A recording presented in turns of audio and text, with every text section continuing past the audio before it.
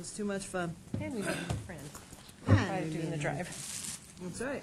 Oh, my. Are you here? Oh, my Just goodness nice. sakes. Be nice. Hey, It was so rough. I had to go to Hawaii and then, yeah. Oh, Boy, it is, so and rough. it's tough. Jeez. Jeez. Last month I was in Hello? Texas. If we could, we'd like to call the meeting to order. Oh, What there I'd like you to go. do is encourage the people in the Back.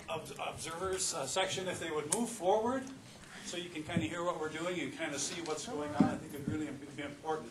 One of the things I think we're all trying to focus on is on the networking and trying to understand individual participants and those that provide services and the capabilities. And I think this is one way of encouraging that, if we have a chance to see them a little bit more closely, and then on a break or something, we can have a chance to talk to them right there. They're not going to run out on us.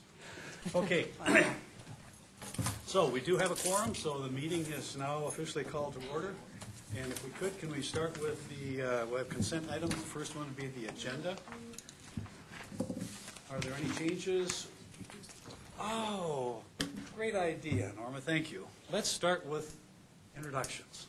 I'm Dave Bessler. I'm from the Monument area, and I've been on the RAC for a couple of years now. Jerry Novak, Colorado Springs. Me, Carol Parks, Teller County. Good morning, everyone. Nancy Stannard, Teller County. Norma Garbani, Western El Paso. Joyce Whittle, Park County. Fran St. Germain, El Paso County.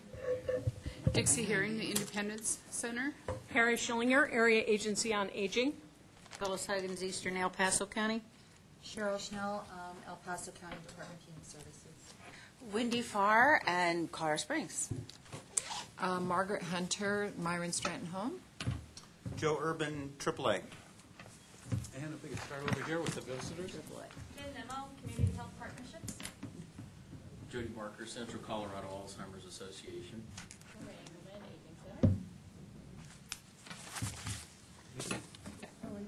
Who else? Nikki Pike, the Multiple Sclerosis Alliance. Okay. Mandy McBrown from the Pikes Peak YMCA. We've got the Genesec, Pikes Peak YMCA. Okay. Pat? Pat Ellis with Silver Key. Michelle Dean, Ambulance.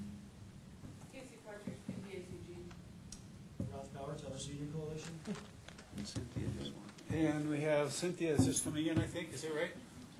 Hello. And Cynthia is a member of the RAC as well. So have we had a chance to take a look at the agenda, and if there are any changes or additions? Move approval. Is there a second? I'll second that. All those in favor of consent? Aye. Perfect. Aye. All right. Let's take a look at the minutes for June 29th. They're attached here. Are there any changes or corrections or additions? If not, entertain a motion to... I make a motion, we accept the minutes. Thank you. Second? Second.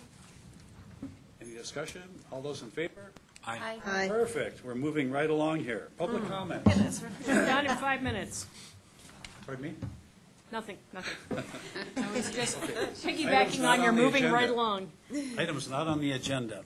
Does anybody have anything that they would like to bring up at this point? If not, I think we have a special presentation this morning from Mickey Pfeiffer from the Multiple Sclerosis Alliance of Southern Colorado. So, Mickey, you're on. Come on up, Nikki. Up here, I think. You're ready to go. Thank you so much for having me today. I really appreciate you taking the time to hear about MS, the disease, and what our agency does locally. And I'm asking you to be very kind today. I went to call one of my staff members the first thing this morning, and I had no voice. So it's back now. I just sound like I've aged about 30 years, but so bear with me because I really wanted to get a message out about what we do here. MS, the disease itself, is difficult to understand. It's a chronic, progressive disease of the central nervous system. That means it affects our brain, our spinal cord, and the optic nerve. That doesn't leave a lot else in your body that's not affected if you do have MS. Now, right now, there is research, but it's not really conclusive enough as to know what causes MS. There's theories out there, but we don't have any really concrete information. At the same time, we know worldwide, 2.5 million people. In the U.S., maybe 400,000. If we look at Colorado, there's about 9,500 people, but we have 1 out of every 550 people in Colorado have MS. It is the highest rate in the country. And I disagree. I'm so knowledgeable. I disagree with the stats. And the reason I disagree is the fact I have MS. People don't know it. If you look at me, I'm always told, you don't look sick. Really? What? Are you just like you want a disease? You just chose this one? Or what is the issue that you tell people you have MS, but you're not using a cane, you're not using a walker? It affects everybody so differently. But the fact is, when it's invisible, I may not go forward and tell people I have MS. If I go back to, before I moved back to Colorado, my husband was military. We were moving quite a bit. And to pay my way through college and other things when I was finishing up my degree, I was a jeweler. I graded diamonds, gemstones I worked with. These are things that if my company had ever found out I had MS, Oh, my. I would have been fired like that. I wouldn't have been fired for disability. I would have been fired for anything because I'm a hazard. I'm a risk to them. Look at our clients. They can't take a chance. They're supporting a family. We have one of the highest divorce rates with MS because a lot of times, unfortunately, spouses don't want to be a caregiver. They want to be a spouse. They need a wife, a mother, or they need, if it's the reverse, sometimes women walk out on their husbands. And it's the fact that they can't risk losing their jobs on top of it. So I think the stats are really way off. I think it was probably, maybe 8-9 years ago, I heard Montel Williams say that he had well over 1 million people back then with MS. So I do think that because we're afraid to be verbal and express that we have a disease for what will happen to us, that the numbers are off. But what it tells me is that we've got to get out there and be more aggressive in helping people understand what the disease is. And it's not muscular dystrophy. I was in San Diego and people would come up and say, oh, you're so lucky. I'm so glad Jerry Lewis takes care of you. No, he doesn't. But, it's just the fact that it is an unusual disease. It's hard to connect the dots on it. So if you're looking at the fact that the stats are high here, we look at what causes, what are our symptoms? How do we get it diagnosed? It's a very, very slow diagnosis. Very slow. It does. Roughly how long?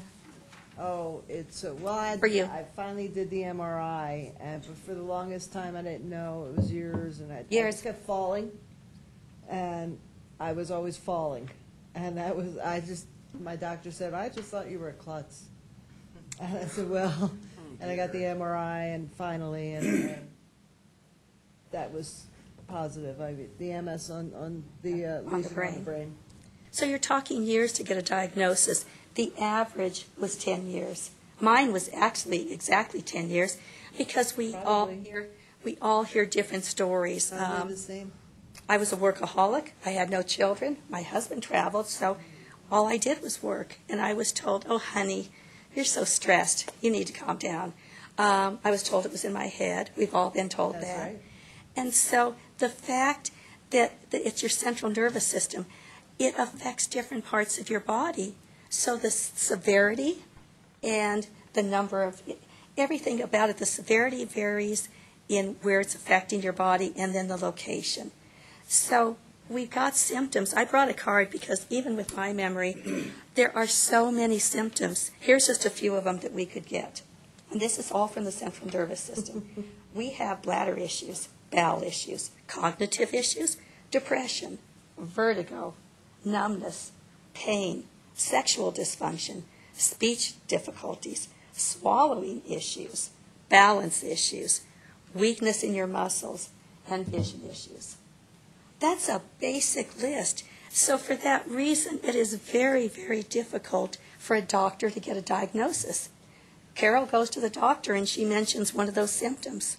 He doesn't connect the dots. Yeah. I went in and I said, oh, yeah, I think my sciatic nerve's acting up. I mean, I know nothing. I have no medical background. I just figured it's hurting over there. And he looked at me and honestly told me that I was vain. And he said I needed to go out and purchase larger shoes because women's feet are different sizes. And for that reason, I needed to go up a size. How do you, So that too. You're afraid to tell your friends, family members, co-workers, because you start questioning your own legitimacy in this process. So it's really important that we do look more into the disease itself. I have spent about 11 years now, 10 years, moving out here and trying to brand this agency. And I'm so, so proud of the agency. And I'm going to stop for a second here and say, please, I get overly passionate about MS and about the agency. Please, any questions, ask me, since my voice is coming and going. Please feel free to stop at any time, because there's so much that is unknown about it. So when I moved out here, I heard about MSA eventually, and what I was most impressed with was the money stays here. Every nickel I bring in, they do tease me at work. I am really good at looking for change on the ground, in parking lots, anywhere. Rebecca knows that. But, the whole idea is I need money because the clients here locally are taken care of. I do Colorado Springs, Pueblo, and Teller County. The money doesn't go anywhere else, but we're limited. Grant fundings, grants are down. So what my agency does is I look for sponsorships, I look for donations. I get calls for ramps, grab bars, co-pays. Depression is not only a symptom of MS, you've got a disease. It's chronic. There's no cure. You're depressed. So depression takes over people's lives. I'll get emergency calls. If I think they're suicidal, I don't handle it. I make sure we turn it out to someone else. But at the same time, sometimes they just need an emergency counseling session. So my agency, we step forward and then we look into taking care of those. So Multiple Sclerosis Alliance to me is what the name is. It's an alliance of resources, people coming together, bringing their services so that they can step up and help. I mean, I don't have the medical backgrounds, and I need to know that you're here. I just picked up your brochures about Medicare. I get calls every day on Medicare, Medicaid. These are things as an agency I need to know about, but I can do one of two things. I can work nonstop, which I tend to, or I could try to bring in more staff. If you bring in the staff, I have to pay them. I want that money to go out to the clients. We're there. We roughly have, I have a phenomenal person. She works 10 hours a week for me. 10 hours a week. I offered her the keys to the agency. I said, please, because she is so good with people, and that's hard to find. But you've got 10 hours here. I've got another person 20 hours, and we have over 600 clients in our files. So you can see that the need is out here. And I guess the probably for me one of the most depressing things lately, and Carol mentioned it to me when I came in, is the heat bothering you. Heat is one aspect of MS that people react to, and it can also be cold.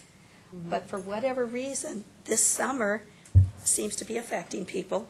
I'm finishing a flare-up right now, so I've got a few things going on. When I stepped up here, I thought, how's my cognitive going to be? Is my voice going to come back? I mean, we don't always know what MS is. We don't want to play the MS card. But there are so many things going on in our bodies at one time that we really don't always know how to handle it. Yes, ma'am. What is the age range of MS?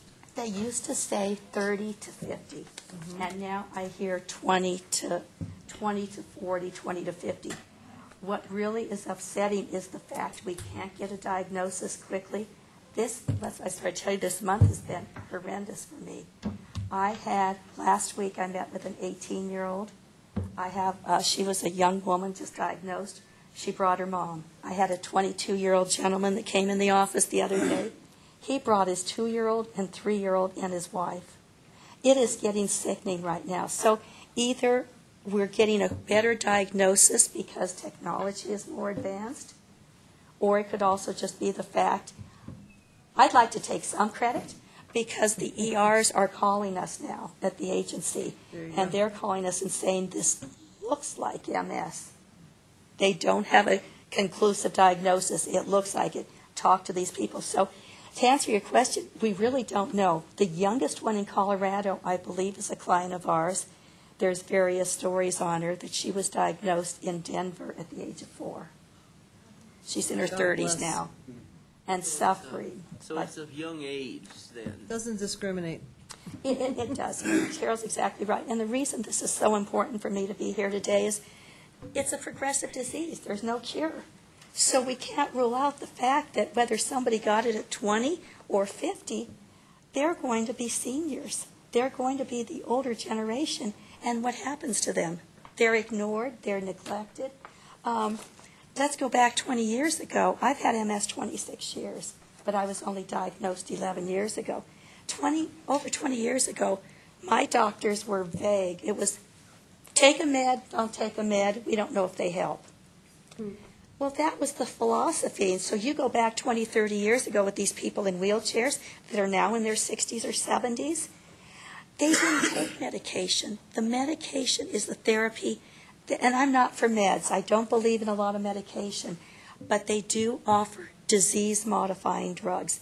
That will slow your progression. This generation of older people didn't have that opportunity. So now they've lost their support system. They may be totally in wheelchairs because without this slowing of the disease, they went from their canes to walkers to wheelchairs probably 25 years ago. So it's very difficult to know where to step in for seniors. I have an issue. Transportation is very difficult. You said you're from Amblicab, and I was excited to hear that. We work with Amblicab and Metro. But a lot of times these people can't even afford that. So again, if you're over a certain age, I know it's free. It's to get the word out on that also. You know, there is help out here in this town, but it's very difficult to know how to reach people. If I'm in my 70s and I've had MS for 30 years and I don't have family here, I don't have a computer, how do I know? I'm doing everything I can for outreach. But again, it's the senior population and the young ones now. You know, middle-aged, they have found us, or they use the computer, but it's the two entities of being older and being younger that I'm having a real difficult issue in trying to make sure that we locate these people. So speaking at something like this is so important.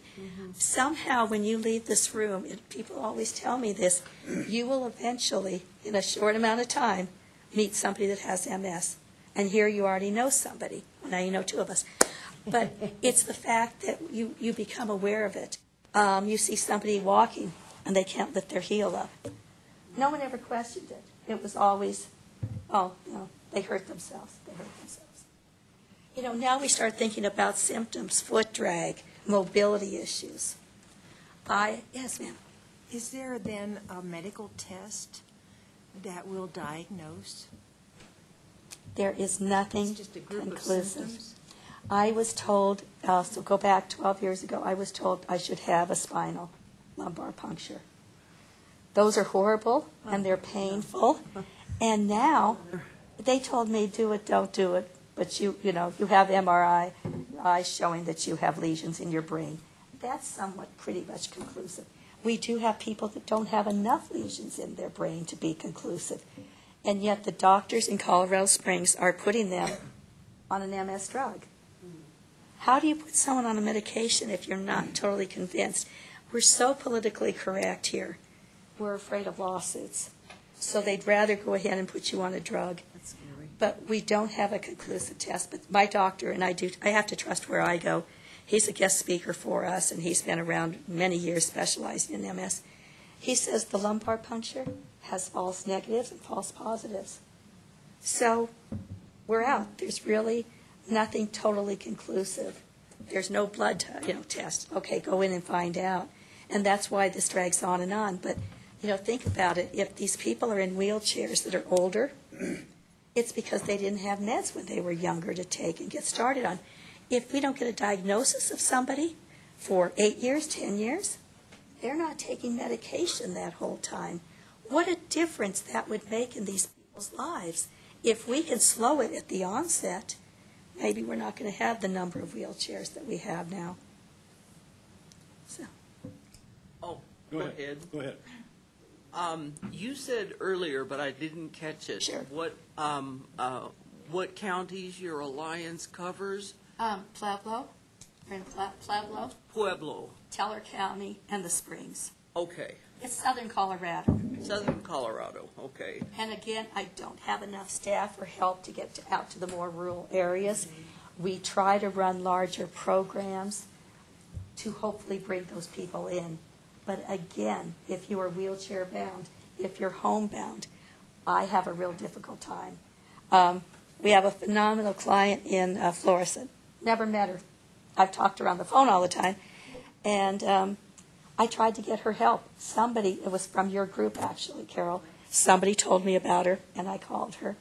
And she lived in a trailer in Florissant, and I guess the snow was getting in. I sent someone out there, a repairman. He said, yeah, there's ice and snow at the bottom of her door. She's living like that. She's bedridden. So she can't, there's nothing she can do. And so he said, yeah, it would be about $580. It's a very expensive door, but, we can redo the door. For me to take almost $600 for one client, I feel that's like playing God. It's not appropriate because I could pay Memorial Hospital to run 4 classes a week for me on physical therapy. I can't take $600 for one client. So I wrote it into a grant, a local grant here in town. And she goes, Vicki, your story was heartbreaking about this bedridden woman with snow and ice coming into her apartment or her trailer. And the response was, I can help you with grant money. You can't use any of the money to help pay for her door. That's not MS related.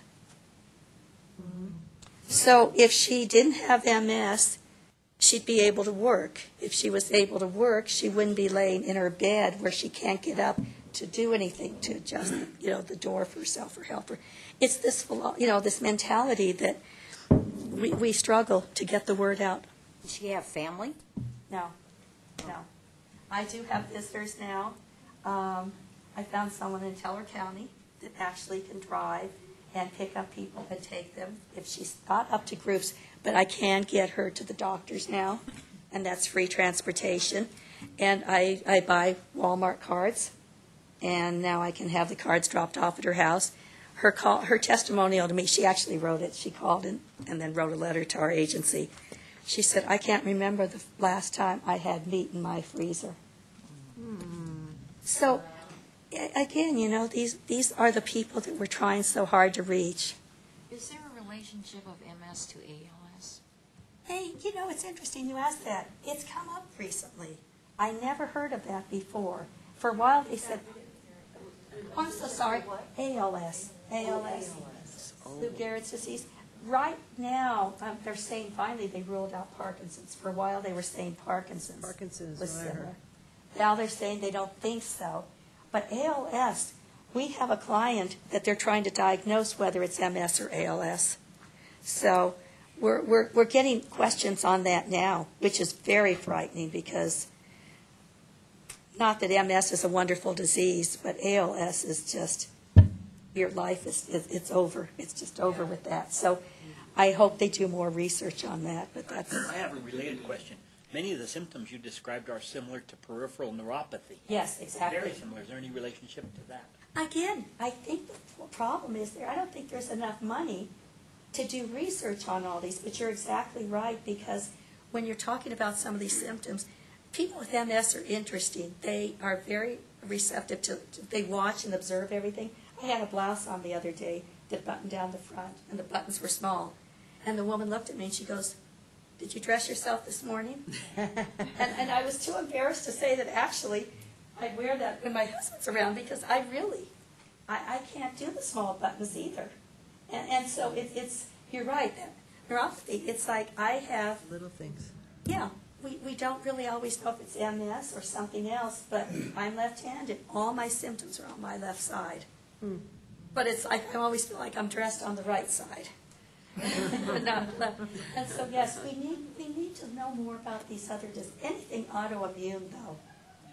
Fibromyalgia, I mean, all of them interact. They interact. So the only thing I can do, I don't know the medical end of any of this. I look at my clients to tell me what I can do for them. So right now we are running, Memorial Hospital runs 4 groups a week for me in the Springs, off of Powers, and I think off of Union Printer. We run 2 more. So exercise, they feel that the nerve endings in the brain, or nerve endings, they can be, maybe the pathways can be changed if we get movement and exercise. Well, what could be more important than that? So I make sure that we run these classes. Balance and falling classes, thank goodness, for Rebecca here. I'm trying to get her back. I mean, those classes are so important, especially for seniors. Because, again, we don't know if it's their age or just their MS. And I was telling her, I remember when you came, 3 years ago, I said, I never fall, but I'm so glad you're doing this program, and I'm thankful I'm not there. Shortly after a class, I fell twice within a couple weeks. And I thought, again, these are the things that happen to us that we go into denial, we pretend we don't have it, but balance and falling is outstanding for us. We also run counseling, support groups. When I took over, we had no groups. We had just shut down the last group when I came on board, and I've got 9 running right now. Our clients tell us it's a safe haven because you're able to share things that, like I said, when I got up this morning, I knew I'm having some issues with MS, and then I lost my voice. And you know how you think, oh, everything's happening at one time to me, but you need somewhere to vent other than sometimes you don't want to tell a family member. You don't want to tell your husband sometimes because you don't want people worried and upset over you. And like I said, I know maybe I'm more stressed than normal. I don't know if I can talk about this. A dear friend of mine just passed away a couple of days ago. So my voice is going again. And I know that I'm feeling the effects of that. This woman worked so hard for MS clients. She worked out of state for another agency that I worked with. She was the first one to call me, and whatever she could do to help our clients. She was there, always there to help our clients. And I knew she was ill. I knew she had cancer. But I don't know how bad it was because she kept interrupting me to go over the program I'm running in a few months. Let's talk about your program in September. And I'm going, how are you doing? I'm okay, I'm fine. But one thing she told me, and she passed away this week, and I talked to her maybe 2 weeks ago. And she said, this is the first time ever that I'm truly understanding the symptoms of MS. So she had cancer that went from her breast, it went to her brain. And she was laughing on the phone. This woman's attitude was like nothing I ever saw. And she was, Nikki, I get MS. I'm having more cognitive. My balance is off. And she said, I'm starting to fall more. And yes, I'm using a walker now. And honestly, I don't know if in her mind she thought she was doing surgery in a few months, and I don't know if in her mind she was convinced she'd be okay, or that was just her mindset. But here she is, the analogy that she's understanding MS, and she's dealing with brain cancer. I'm sorry, I didn't mean to get into all that, but it just was overwhelming to hear somebody speak like that. But so I just mainly really wanted you to learn more about the agency, and especially my MS or our clients' MS. It's just that we've got to get the word out. We've been here 35 years, almost 40 years from what I'm told. Nobody can remember. And no, people don't know we're here. And I think the reason was it was always assumed I was national. And so then that's why you don't need money. That's exactly right. I did your walk, I do your bike ride, I'm always there for you, Nikki. And all I can say is thank you for supporting MS, but you're not supporting me. And if I can keep all our money here, that's huge. The National MS Society. Correct. What is your relationship to them, and what do you get from them? 0. Why is that I so? have friends. I have friends that work there. Why is that so? we can't seem to politically separate. I don't think they see a reason for us to be here. I mean, I don't think I can say these things. It's my own opinion. So again, this is Nikki's opinion, not the take away my agency. Organization? It's an organization because national is nationwide. Correct. So they are everywhere. I don't think But they what do feel they use their funds for if they don't bring in? primarily research. And I want research. I'm asked all the time, do you care about research? I just don't want my little amount of money. If I can take, money and get somebody some ramps and grab bars in their house, I can help them. I can't take a couple $1,000s out of our budget and put it toward research. It's not going anywhere. So no, I mean, I'm not saying their agency is bad in any respect. I love that they're out there doing research. They do say they help local clients. Now, they don't work one-on-one with clients like we do. They do have a grant from somewhere occasionally that will pay rent. I will not pay rent. I won't pay utilities or rent. I will look into HEAP and LEAP, and I will look into resources to help people. But again, if I pay your rent this month, or maybe next month, it's not going to go away. So we've got to get you to understand you've got a progressive disease without a cure. You need to change your lifestyle. We have to help you get a better life so that you're not living outside of your means like this, and I can't risk having you homeless. So, I mean, I'm not saying they don't help. It's just I really couldn't tell you anything in particular that money would go to here, where I do fundraising nonstop, and I can tell if people will call me and ask me, what did that money go to? I will ask clients, we get people doing donations. I'll ask how you want the money used, and they're shocked. I had a gentleman who gave, $300-400, and I asked him, and he said, I've never been asked that. And he went and sat in the other room by himself and wrote down.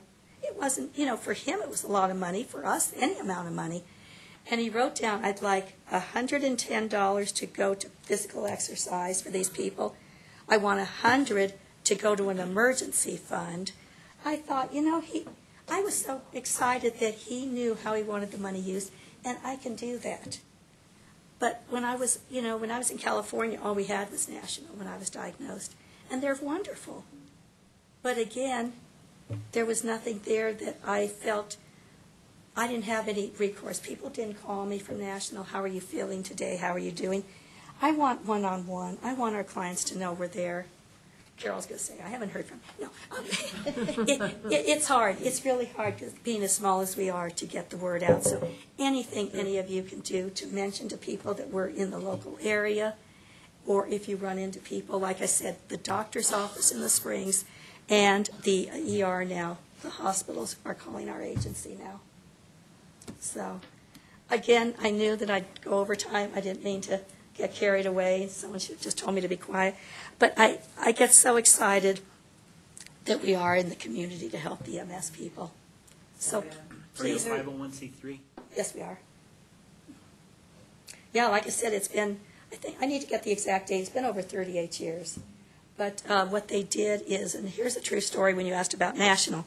Apparently, almost 40 years ago, we were national, and we were left a large endowment. And the people said that money cannot leave Colorado. And that basically is when all this shifted, and they separated, and they became their own nonprofit entity. So, and again, it's not hurting national. We add to it. So I think we're doing all the right things. It's just we constantly fight money. On the brochure, it says Multiple Sclerosis Alliance of Southern Colorado. Correct. Are there other places for northern Colorado and western Colorado? No, it's all national. It's only national. I met a doctor from San Diego, and they introduced me and said, oh, Nikki's from San Diego. And he goes, oh, great, so you run this agency and the one in San Diego? And I said, no, this is it. I don't know of other agencies like ours. There's the MS Foundation in New Jersey, I think, Florida. That's Florida. And there is MSAA, which is in Texas. And they're probably closer to ours, and they will help us. I can contact them and tell them I need cooling vests or other equipment. And if they have funding, they will help us. But no, I have a gentleman right now, he's calling and begging me to get help for his niece who just moved to Boston. So she's called national, no one's calling her back, and she can't get it. She just wants to know, she wants this. She wants a phone number. So the only thing we can do is down the road, and we'll never be able to expand that far, is we're going to start peer-to-peer, where somebody has MS and you can call somebody else with MS so they can share their stories and talk to each other and learn from it. But all that takes money. And so I do as much as I can with the clients we have, and we just, every year, my goal is to raise the bar, and I think we have. I mean, when I started and we had nothing, and we've got 9 support groups and exercise, it's not what it should be, but it's better. So. Good. Thank you very much. Thank you so much. I appreciate your patience with me. Before you go, I'd like to throw out some comments, though, too. I think that Please. what we've heard is that, for me, I mean, it's very much of an education and awareness thing, and I think that's what you're pointing Right. out, too, that you're trying to get the word out to a lot of different people, a lot of different age groups across the area, across the region. It's awareness and publicity. I think that we've all heard those types of comments from other providers, that it really is a challenge to get the word out and to get your services out there so people are aware of what's available. So it's one of those things I think that we all need to kind of continue to work on in our own, to whatever extent we can, to try to figure out, okay, is there a better way of working collaboratively to get publicity out on these various needs? The other thing I'm hearing on the MS that was really, I think, pretty powerful is that you're talking about the individual and the symptoms and how you work with those and how you provide that one-on-one contact and care. But it really is the caregiver, which is another piece that really you didn't really talk to that much. And here at the AAA, Kent Matthews is doing a wonderful job as far as caregiver awareness, caregiver services, those types of things. And this is really one of those things that I think, again, it just shows a different aspect to what you're talking about, that the husbands, the wives, the kids, the relatives, the friends, it really is an awareness that has to go out to the caregivers. And there has to be appreciation for what the caregivers are experiencing. And that role, you're right, and that role to me, it's funny because I really didn't talk on it. That is one of the most important things to me, because I was a caregiver for both my parents, not for this disease. But I know what they suffer through. I know what these caregivers are going through. And yet the strange thing is we've had more trouble running my caregivers group than any of my others, because they don't want to go out at night alone and leave the person with MS. Right. So then we changed it. Yeah. And we changed it and said, okay, well, let's try something different. We'll do it at night, and they can bring the client. Some people are okay with that, some aren't. As a caregiver, they feel they need to share with others alone. But it has been difficult. So I love what you're saying, to collaborate. So just because it's MS, a caregiver is a caregiver. Right. And I would love to see some of these groups get together and reach out more to each other. But that's outstanding. Any other last-minute comments or anything? But thank you again, Nikki. It was wonderful. I thank you for allowing me to come and do this. I really appreciate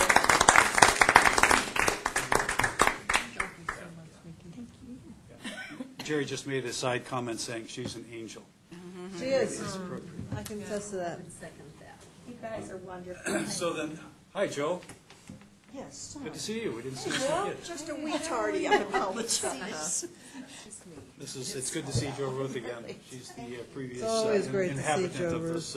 this chair. The next provider presentation that we have is Park County Senior Coalition.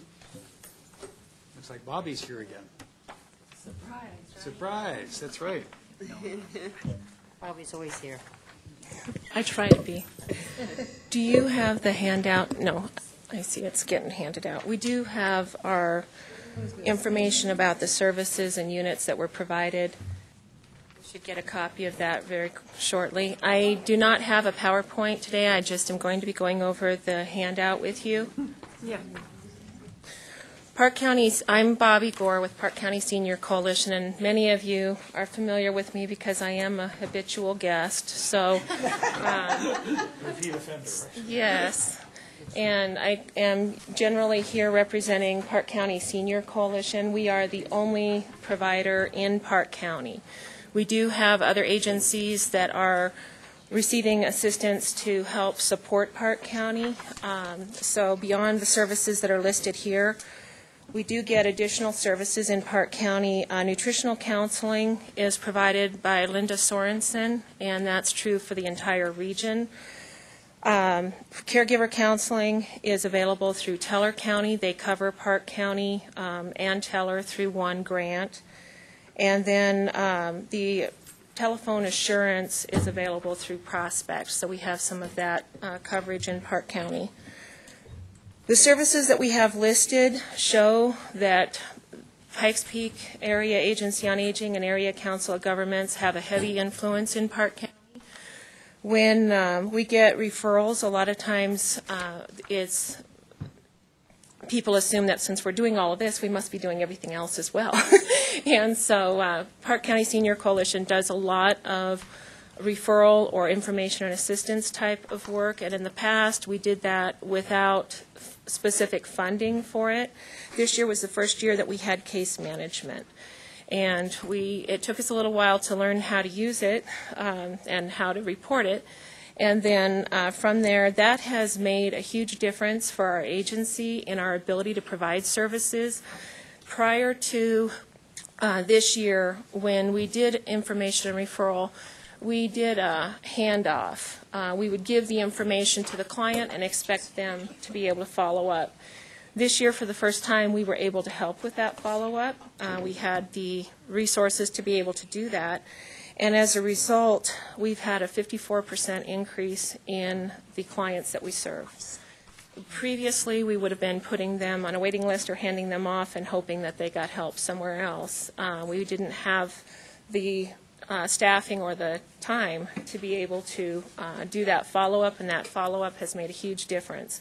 This past year, we've gotten a huge increase in the number of referrals that we're getting. Case managers from outside of our county as well as within the county have been referring anyone who needs transportation or meals to us, regardless of whether they're a senior or not, regardless of whether they qualify on any of the other counts. So without case management, we would not have been able to support that and follow up. It has increased our capacity for being able to serve seniors in our area.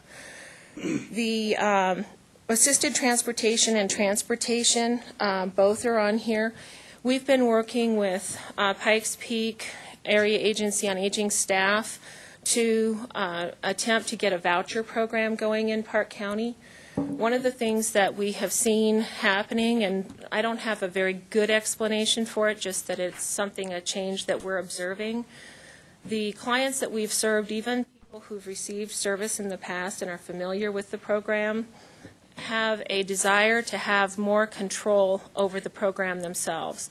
They don't like being told where the trip is going when we do a bus trip. They want to get on the bus and take a vote and decide where they're going on their own. And the loudest voices get to go where they want, and the others decide not to go anymore because they get taken along. And so we have seen a decline in the desire for bus trips and an increase in the desire for the volunteer drive, the private vehicle trips, while at the same time they want the option of being able to take two friends with them when they go on the private trips. And for most of our trips, we're talking about going out of the county. So if you're going for a medical appointment, and you're going out of the county, we typically encourage people to make a grocery stop on their way back. And now that drive for people wanting to control their own trip has definitely persuaded us that vouchers are going to be the way that we can accommodate that desire and expand our volunteer base for transportation. We're seeing a decrease in the number of volunteers available. In a rural area, I think it's probably a little bit more visible than if you have a larger population to pull from, and maybe corporations that encourage their employees to volunteer. For us, when we lose volunteers, some of the volunteers that we have been very committed and will take a trip 3 days a week. And when we get replacement volunteers, we may be finding people who want to go once a month. So filling that gap is a problem for us that we are addressing, but hope that the vouchers can help us with. Under the home-delivered meals, we have seen such a dramatic increase in the meals, and we've seen this trend for a couple of years. But the meals previously, for the meals that we serve, we do shelf-stable and frozen meals. We have historically. And the shelf-stable meals are the most easily distributed. We get those out once a month. People get a 1-month supply, which is average of 5 meals per week. The frozen meals, it's a little harder to make sure that we have room for people to store enough meals if you give them a month's supply. So we've used a combination of those in the past, and years ago, a person might sign up for meals and they'd take 1 box, and then we might not hear again from them for the year. We have people that are very concerned about getting meals, and whether they're coming again this month, whether they're going to have them in stock by a deadline. A lot of people are, this is a financial issue as well as a nutrition issue. In our area, we do not have grocery stores. We have 1 in the entire county. So when you see a county the size of Park County that is 60 miles north to south, 45 across, and 1 grocery store, most of the grocery stores are across a pass. If someone has limitations on driving or funds, that is a big hindrance. So we've seen people go from 1 box a year to multiple people needing meals every month and asking for more meals than we have the resources to provide. So this last year, in order to spread the resources as thinly as we could, we have gone to shelf-stable meals only, because the frozen meals are significantly more expensive. And we've gotten some feedback that people aren't real happy about that, but it was that or put people on a waiting list. And so with the help of Pikes Peak, we've gotten 2 additional increases in the funding after the initial amount, and that was the only reason we were able to continue to serve people throughout the year this year. Our board, Park County Senior Coalition, decided that we would supply meals whether or not we were going to be able to get reimbursed for a 3-month time frame, that just to make sure we didn't have a lapse in the program. Because one of the other things that happens is that once you drop service, people can go on a waiting list, and it's better to be on a waiting list than to have no expectation of future service.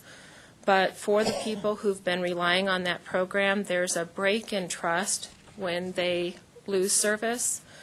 And when you have the services to provide again, there is a need to start almost from scratch in reestablishing that relationship before, even though people may need meals, they don't trust you anymore, and they don't want to count on something that's not reliable. And so we've definitely had a little bit more up and down this year than we are used to, and it has the meals piece is where we've seen the most of the growth and the most of that trying to balance the resources with the need. Under Homemaker, we have added a couple of people, but we've stayed fairly steady. And under Respite, we have 4 people that we know need service. But the difficulty with Respite is that, and we've seen this from the beginning of having the program, is that the caregiver a lot of times just doesn't have the energy to go through the renewing this every 6 months. And so they intend to get around to it, but they're not going to take care of themselves at the same level that they take care of somebody else. And the time comes and goes, and they've got other priorities, or they're just tired. And so with respite, we had anticipated having more people using that, but did not this year.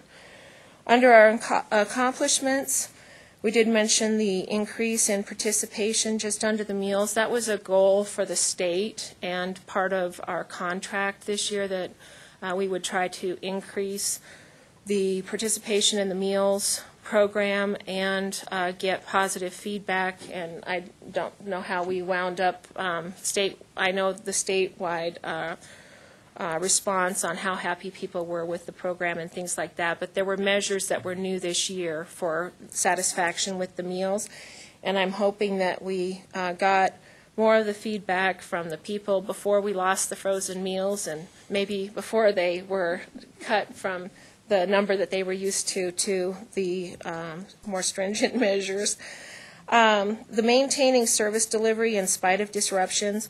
There have been a lot of changes this last year, and we've had some changes prior. I would say we've had some changes occurring within the programs for the last 3 years that are fairly significant on the management or administration side. And it's not just within our region, it's state and it's federal. Things like, do we have funding, don't we have funding at the federal level, tend to create a little bit of uncertainty. The state unit on aging has been making changes to the policies and procedures, and some of that is clarity. It helps define what the target is, and some of that has been very helpful. On the other hand, some of it is a constricting of what's permitted within a program. And for a rural area particularly, and I would expect it's probably something felt throughout our region, but as you narrow the scope of a program, it becomes less flexible to the needs of the people.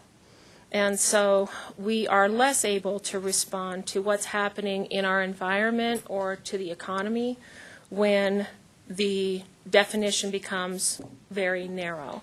It becomes really easy to manage when a definition is narrow. It's just not as responsive to the people who need the services. It's also made it more difficult from a provider standpoint to be able to target the direction, predict from the beginning of a grant year what the target is, and head off confidently in that direction if there are changes that take it a different direction or make something no longer possible through a program that may have been the primary intent. For one of the examples of a program that has changed, it was on the most recent policy changes for the state unit on aging. Thankfully, they're looking at it again before releasing it, but there was an effort to decrease the delivery time on delivered meals. And from a Meals on Wheels type, what the program that people are familiar with, when you're talking about a hot meal that has been prepared at one site and is being distributed, it makes very good sense to get that to people within a 2-hour time frame, and even 2 hours might be pushing it a little bit. In our area, delivering shelf-stable meals to individuals that are widely distributed across poor roads, off the highway, a 2-hour time frame really isn't adequate and is not a health or safety issue. Shelf-stable meals are meant to be maintained for a long period of time. And there was a change that was going to shorten that time frame that would have made our program impossible to offer. So we were able to get some comments in before that change was made, but that's something that we did not see coming when we started the program. We wouldn't have predicted that those funds were needed for additional delivery. Under the challenges, we have had difficulty being innovative and being able to respond to some of the changes at the same time responding to increased controls. And trying to stretch resources is already difficult sometimes, but as the restrictions continue to limit what is possible, that becomes even more difficult. The changes in our clients' preferences, we do a lot of our projections based on history. We have enough history with the programs that we think we have a pretty good idea what to expect, and sometimes they surprise us.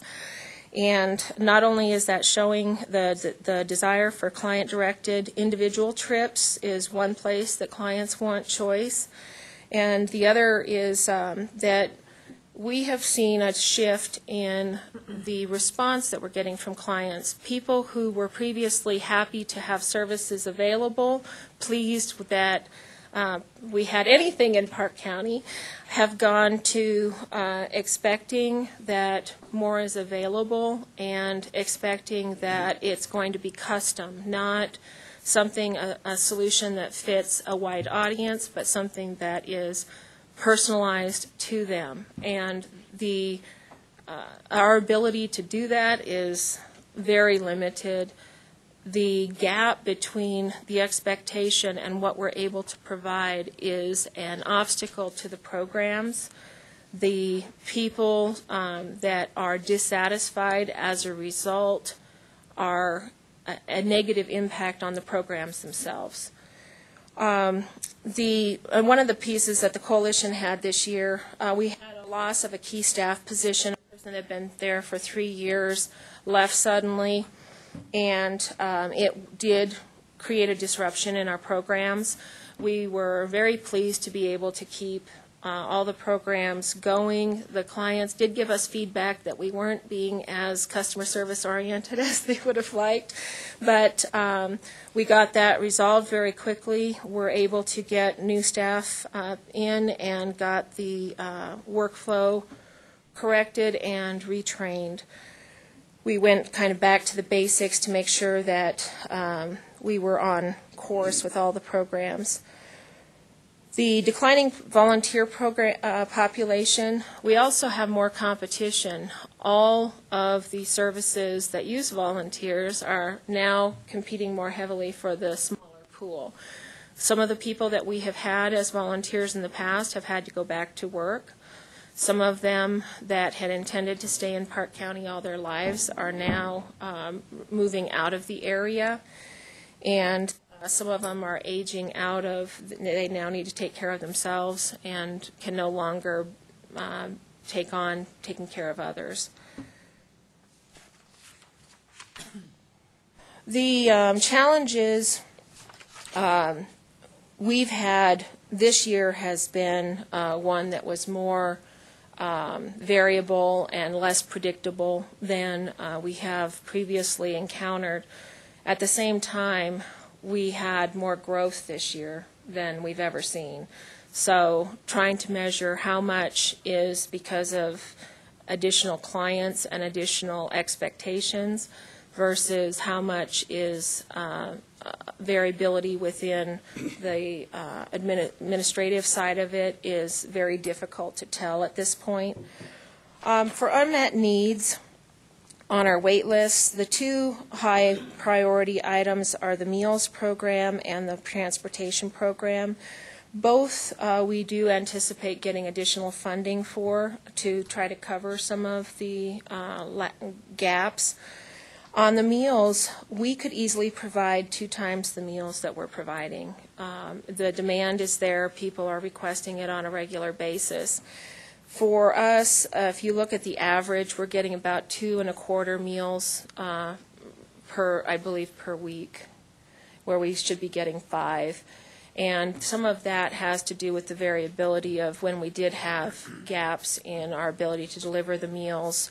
There was that piece. The other has been that some of our population is becoming more transient.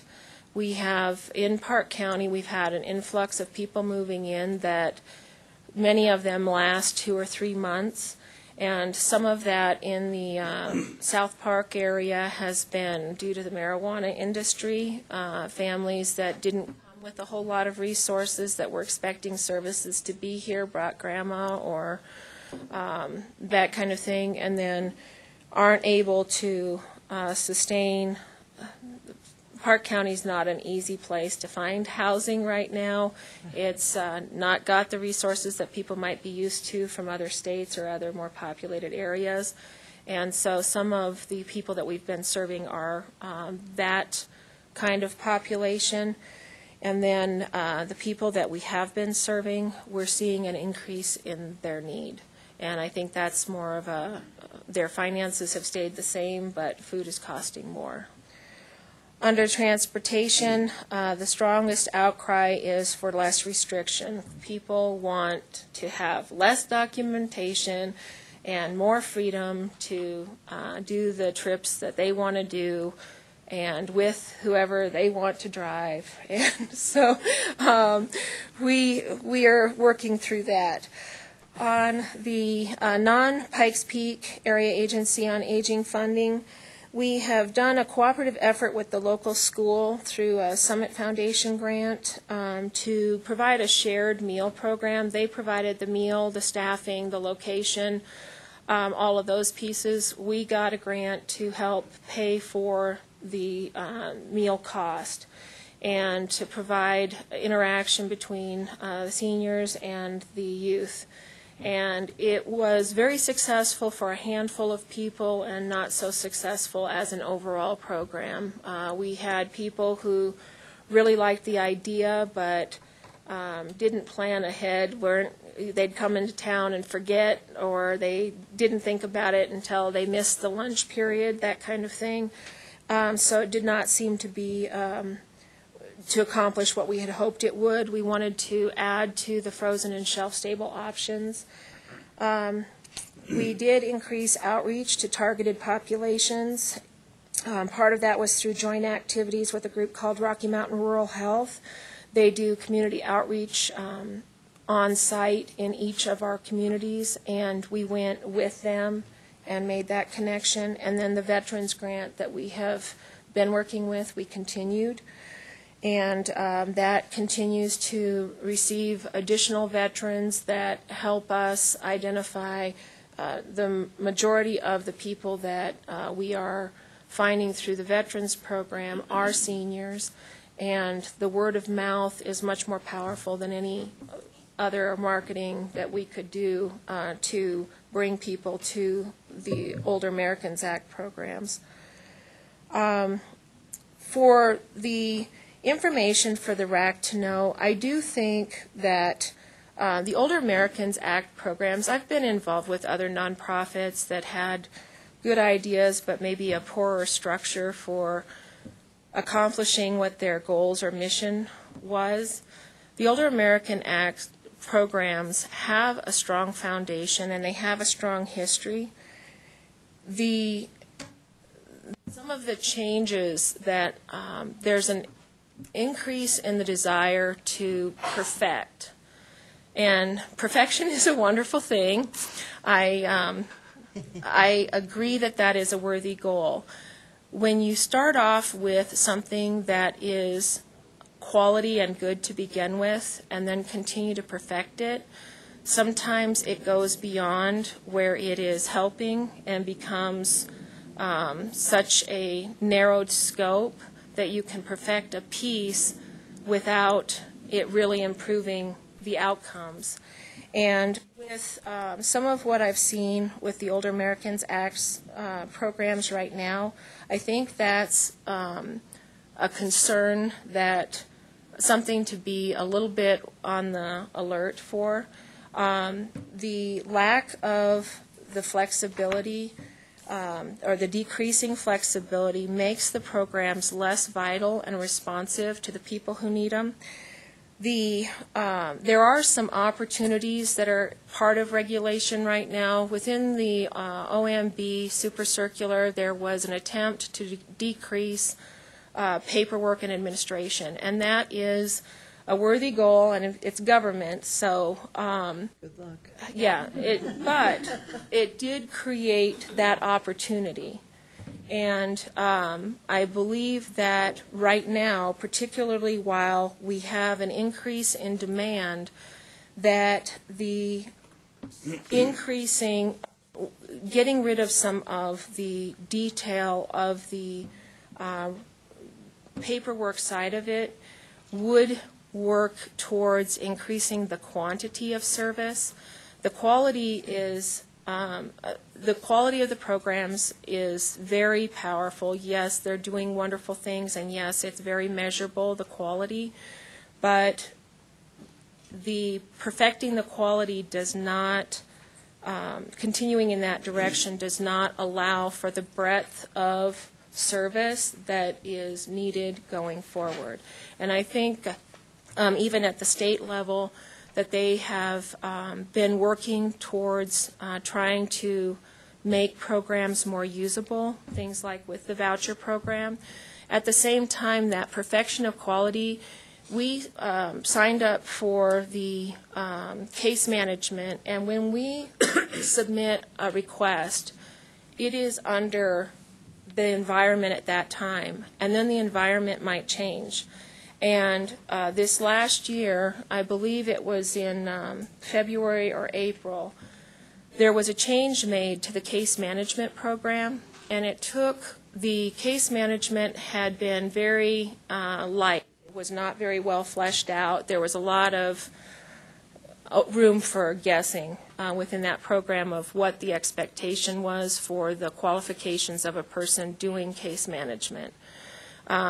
The coalition hired people that met the old requirement, and then the requirement changed, and now it is very well defined, and it went from being minimal requirement to a 4-year degree and experience in a preferred in a long-term care background. Park County doesn't even have long-term care. So beyond the fact that I'm working with rural and our people with 4-year degrees are already limited in availability to us. We have people with 4-year degrees, but a lot of them are retired and they're not looking for something to do. The additional requirement is likely to not only prevent rural areas from being able to have a case manager, but also prices that program out of reach. The typical case manager with the 4-year degree and the professional credentials that go along with that, when I looked that up, that's $90 an hour that you can expect to pay for that. And I don't have that. So, and that wasn't part of our projected cost when we applied for case management. And I'm pretty sure we're not the only ones who are impacted by that. But some of these changes that are being done in policy and procedure at the state level are as likely to have a significant impact on us as things that are happening at the legislature or at the federal level. So the impact on us has been great. I think it's something that might be worth taking a look at.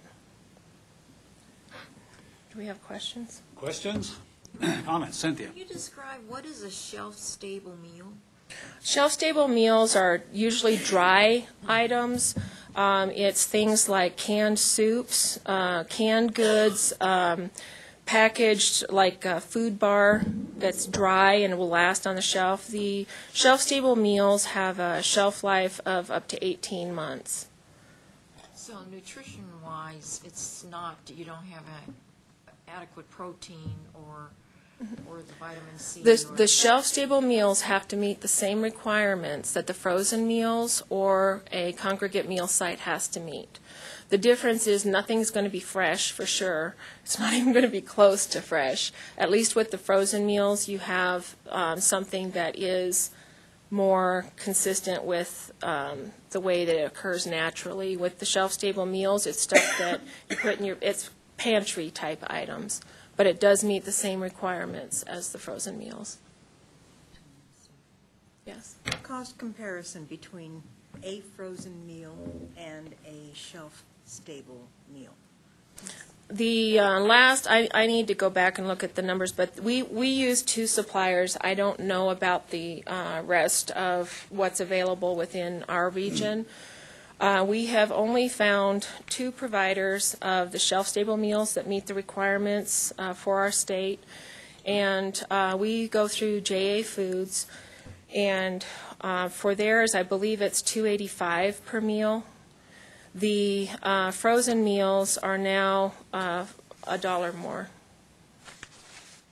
And the frozen meals are also more likely to increase. They give us a price for the meals at the beginning of the grant year and then, or a calendar year, and we sign an agreement that that's the price, but then mid-year we may get an increase where the shelf-stable meals have been more stable for us.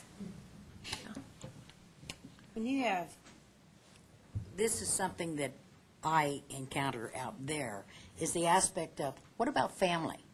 Mm-hmm. Do you have any participation at all with the clients that you have, the family that could possibly take a little bit of the burden? We have kind of 2 extremes generally. We have the family who is trying to do it all by themselves without the supports that they might have in another more populated area. And those families, it takes a lot of commitment. It usually means that one of them is not working because they need to be able to stay home. And things like doing transportation, when everything's at a distance, it takes up a lot of your time just getting to appointments. So we have some families like that. A lot of our families, the parents are living in Park County, but the adult children are working out of the county and most likely live closer to where their jobs are. So they may be coming up to see mom or dad on a weekend or once a month. And the rest of the time they stay in touch by phone and hope for help. Right, well, that's, even if, for an example, I have somebody that their daughter gave up their life in a different state, came here to take care of them, but they're not appreciated, okay? And I'm going, really? I was taught to take care of my parents. So, Exactly. and you don't have that anymore.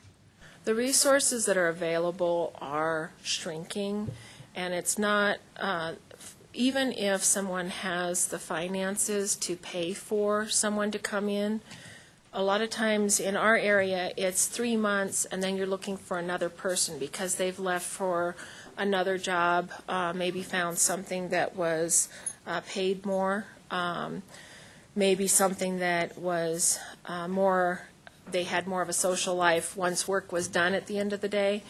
And so it is, right now, we do not have a home care provider in Park County. We have had people, different agencies come and go, and mostly they come into part of the county. Maybe they serve 15 miles into Park County from their border, and that small group will have coverage for 2 years, and then they decide it's not financially feasible and they pull back out. So churches are no longer, churches don't have the volunteers that they used to. Our food bank in Fairplay that was through the Adventist Church closed for 3 months because they didn't have a volunteer that was able to take on the responsibility when the original volunteer had to take time off. I know what you're saying. It's just like when you're in rehab. Coming out there, they may do it once, but they find out the distance between Colorado Springs and out east, and then they say, I can't afford it.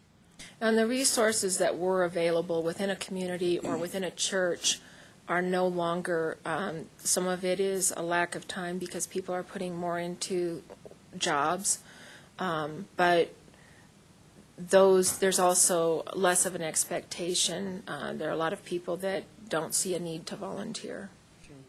I like like your idea about this cooperative effort in the shared meal program. It's unfortunate it just didn't work out, but being that, do the children are they all bused to school, or do you have parents dropping them off in private vehicles? It's a combination. Because I can see that if the parents are at the school, you might be able to say, hey, you live out where so-and-so is, can you just go an extra mile and deliver this meal and save you the transportation costs?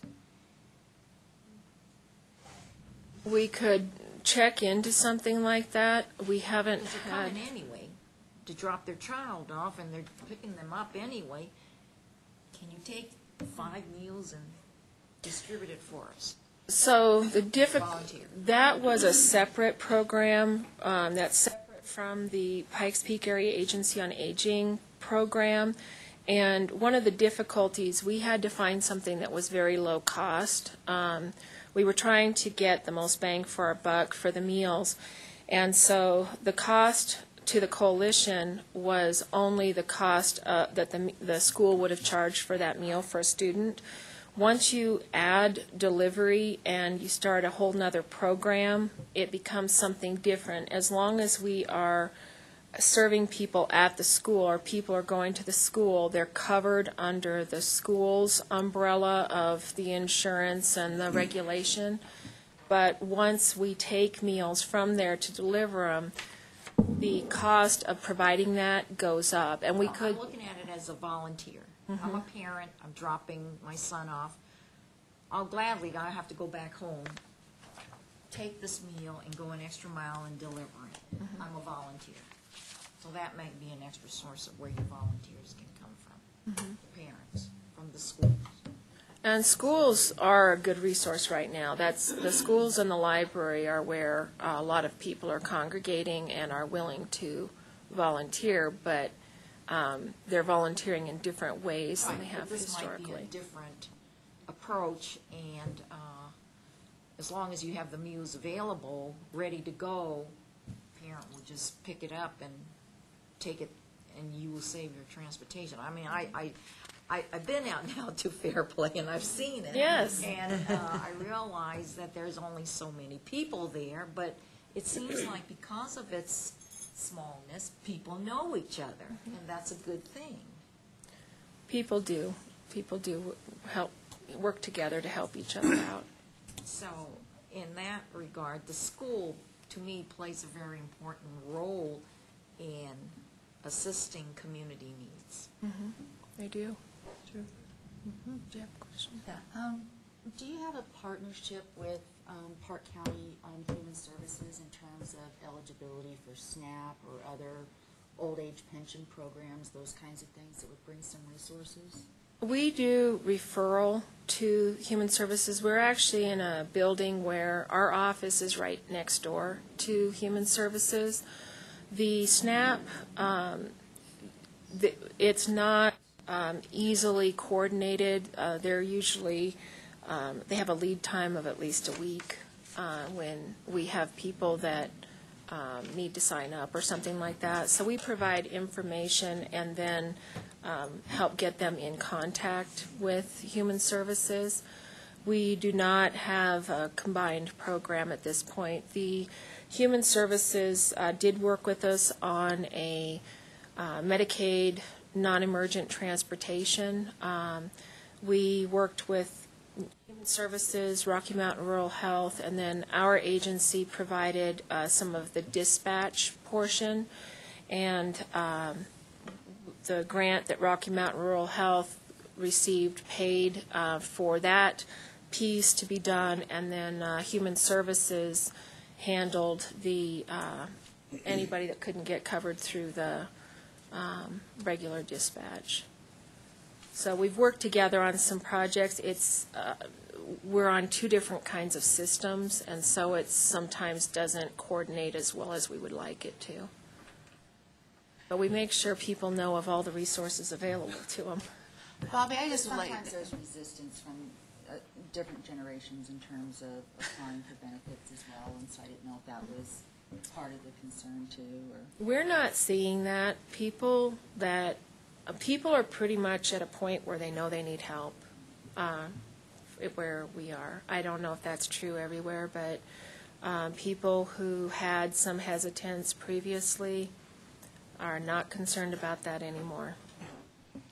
I was just going to make one observation that I've noticed a lot over the last couple of months. I probably have had 5 families who have called me and asked for my assistance and giving them some guidance, whether they're through church associations or whatever. And one of the things I think is continuing to be a difficult thing, and I think particularly in the more rural areas, is the seniors are resistive to letting people help them too. Mm-hmm. I think where you're talking about where they're getting to that point where they know they need help. But in regards to children, it is so difficult to get your parent to let you help them. Mm-hmm. It is that is every story I've heard the last couple of months is the frustration with the resistive senior who is not willing to allow the child to help them.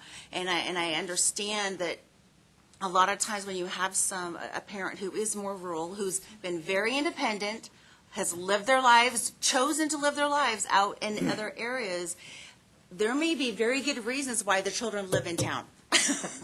Because the frustration of dealing with the parent is just so hard. And it's just on both sides. It's so difficult. It's so difficult. And there's really no good answer on either way. But I think, again, continuing to try to provide the support, and I agree with you on the whole case management situation. That's the one way that you could actually help families in some ways, by kind of alleviating some of those issues and the frustrations they have, at least on the emotional and psychological aspects of it. But it's a problem all around. With the coalition, one of the pieces that's been a huge advantage for us is that we've been around for long enough that people are comfortable with us. And so a lot of times the seniors that we serve are willing to come to us themselves.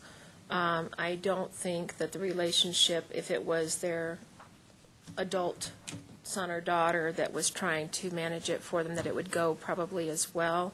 Usually it's a referral from a friend or neighbor, and then we've seen people becoming much more comfortable with coming and asking for help and seeing it more as a way of taking care of themselves rather than admission of defeat, which seemed to be more where people were coming from before. You have neighbor helping neighbor? Some. You mean the program itself? We have it in the Lake George area. That's the only part of Park County that has a viable program. Are there other comments or questions? Thank you. Thank you very much. Thank you, Bob. One other comment. I think we'd like to take a break here in just a minute, but I'd like to toss out the idea that what we heard Bobby talking about is potentially the consequences, or at least the impact, of changing regulations and policies at the state level. It may be worthwhile at some point, maybe in Joe's comments or maybe at another point, he could kind of give us an understanding or a glimpse of, okay, what's going on at that state unit of aging that is impacting especially those providers in the rural areas.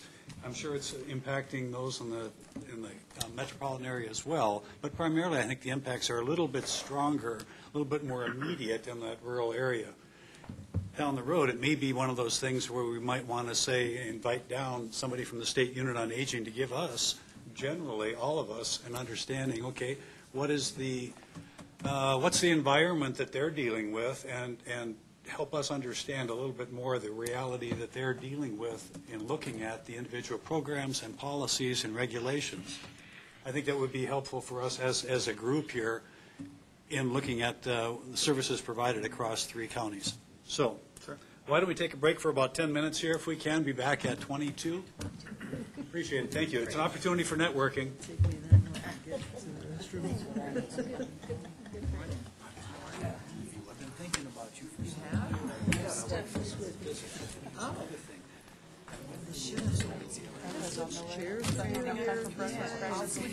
Just so I can have an arm.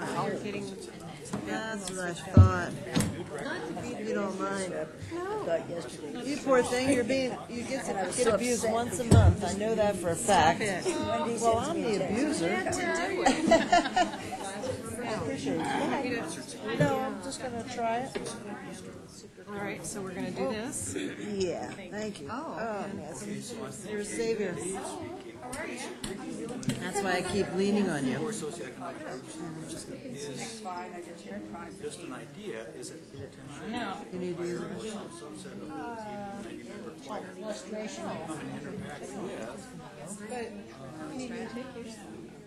Okay. It's just an idea. Is it concert or just? It could be just a convention, it could be, I have no idea yet. It's just sort of a opening my mind at this point. And I do the grant writing, so I'm saying, okay, so I write grants and says, do things more to engage with. Oh, your mother's here. Yeah, she snuck in. She was over there until she left. She came and snuck in the back, and then after Francis left, Challenging me in my record keeping. She better. She came in about. Oh, she couldn't have signed in. I have the sheet right here. Partners in Housing. my dear friend.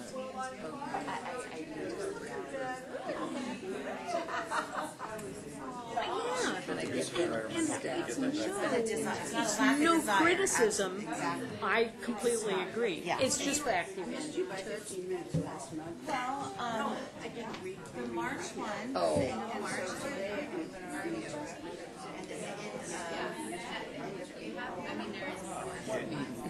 It was today. I got another trip. Oh. My brain, my neck's fine. My brain. Ah. Yeah.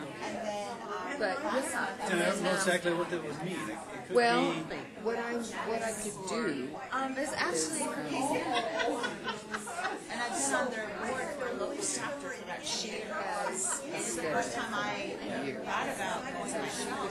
So glad I went. How hot was it? Well, you know what? It was hot in Austin. It was sticky. Well, I got your contact. Freezing the entire week because the air conditioning was so hot. Betzler 13. Austin, yeah. Yes, yes. Beautiful. We did do some walking around downtown. Email.com. Okay. In there. Have Denise send me whatever information she can about the activities. And then, I haven't had the meeting yet with each group. You've got everything. Talk with the board to try to figure out where we're going to go, but at least I wanted to experience the potentials. But you're, it's Soli Deo Gloria. Soul. Sacred music twice a year again. It's, enjoy it. Let's do it. tell me what that means. So they do. Only two is glory. Only two is glory. Okay. Yes. You guys sing or you play instruments? I'm a choir member. Sing in the choir. It's just, I like the idea. and it's one of those things where it gets you beyond just your comfort zone.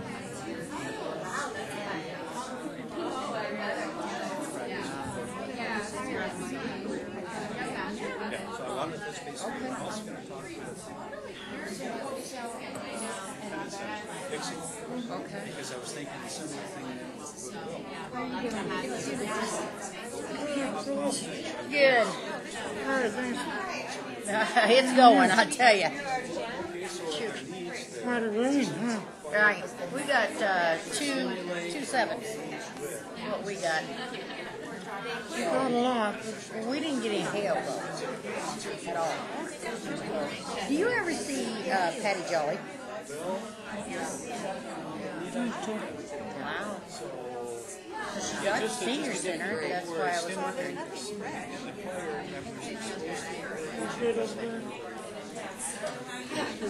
Yeah, I just, with her having the senior center, I figured you probably would be talking with her because, I'm down to 24. That's pretty well taken care of. It's off of 94 that's rural that don't have any help. Yeah, it gets very frustrating out there. It's a very busy time. Callahan, they're pretty solid. I just wondered, because I know she canned meat. I understand. What we have, where they get the food and stuff. 25-bed assisted living. Yeah, I know she says that. And every once in a while, we have to take somebody over there to get some. Is it too expensive? So, No, it's just tuna. I just, like I say, sometimes it gets pretty frustrating. Well, like we'll have 30. Sure can be. Yeah. So 109 will go up to. Tell them what to do, I guess. It's just like with Bobby here. I don't understand the family part of it. I understand they moving and stuff like that. And then you have neighbors help neighbors. That's what happens here out east. So I guess they don't have that anymore. I know. Here we are. And you've got to be 60. And that's it. Yeah, Yeah, I know. Well, this is not the good old days. No, And, it's gone. Yeah, there's income These restrictions. kids don't have respect for themselves, let alone But- anything else. It's needed. What do you call You got that right. Yeah, I know. No, it's not high in sodium. Yeah. It's a very balanced box. It really is. So what do? They put together a box, like It is a lunchbox? It is a box about that Probably big make too much and money. about that wide. Because as a couple, you can only make like 29,000. Yeah. So you get 4 boxes, Patty. Right. You get the same thing. The same thing. Not that I'm aware of. Butter the first week, you get it the second, the third, the fourth. Right. I take boxes Well, over to it's a financial. It's a financial. When I went, they go, what was it? It was Maybe for she one. gets from somebody else who goes out to Callahan on a regular Well, basis. because the thing about it is they have the books over there where they give away the food and stuff. And I have left one there before because I take people down to get food. Right, and I guess you're right, they do have something, and I have left it. And that's where a lot of people in Park County are.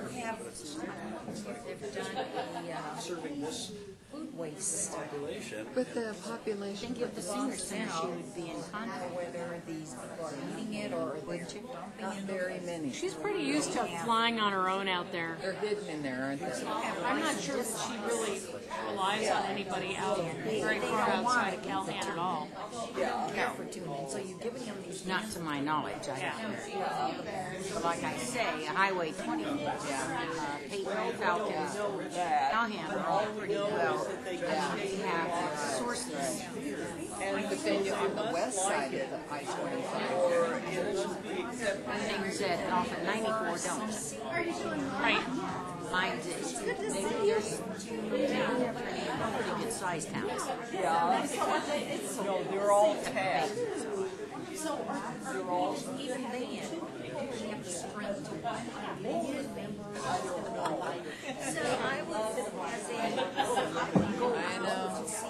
Don't have YMCA. Yeah. Well, maybe you should. Sometime in the first couple of weeks. All right.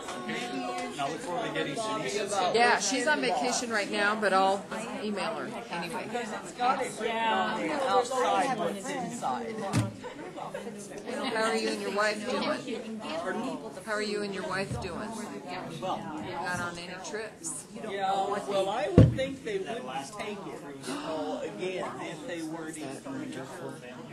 They're too kind. No, I don't think so. I think that would be a little bit stretching it.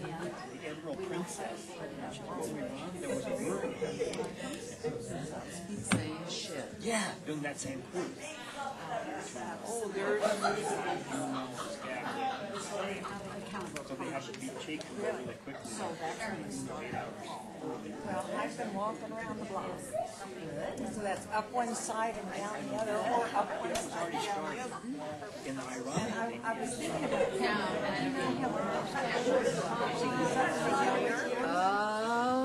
all the way up to state class.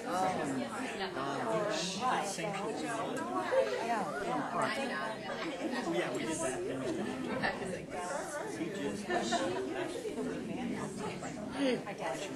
Okay, and then she changed my glasses. I remember her name, and I walked to her house. The hired someone to do it. Yeah, our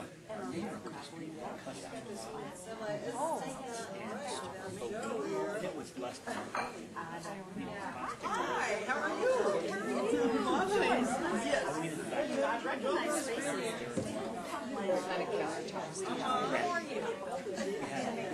And that's why I'm doing just fine.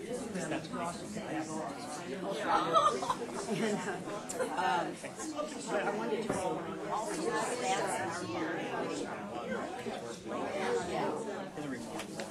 what was I right about?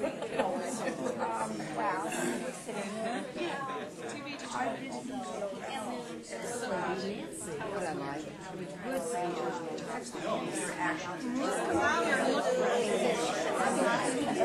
Everybody was there.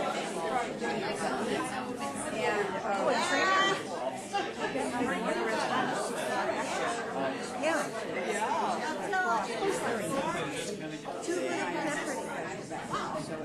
And it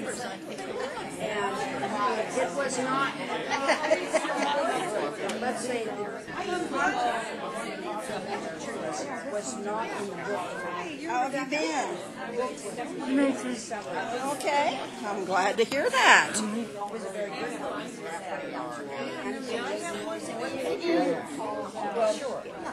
Did you get out to the county fair? No, you didn't. I didn't either, and I was sad that I was hoping that I was going to get there this year. Her card or not? I've been. That's okay. I haven't been for a couple of years, and it's not quite right if you don't go. You know, it's one of those markers of time. You know. Anyway, I was just.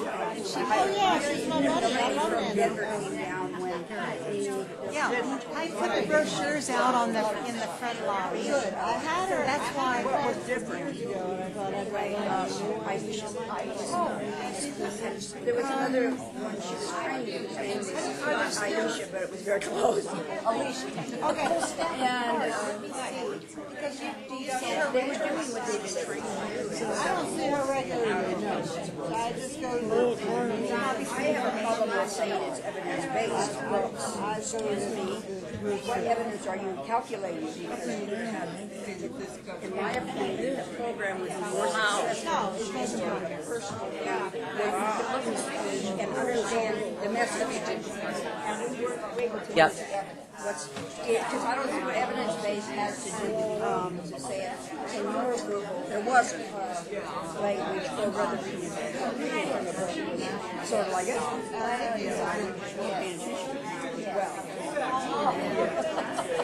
That makes me sad, you know. I'm not saying we shouldn't fund it at all, but I'm saying that I don't think we should fund it more than we are. You are so cool. So she didn't give us a handout. No, she did not. Studies, 10 people improved. Yeah, that's evidence-based. That's right. But there's no calculating it. From the class itself, there was no way of and then, of course, we all took everybody's phone numbers, and nobody called anybody, and you know that. But and then most of the time there were, instead of 10, there was 6. And then they would rotate, the other 4 would come occasionally. But I really think if it was more of a personal presentation rather than the book reading, they would have had more results. Take seats again, please.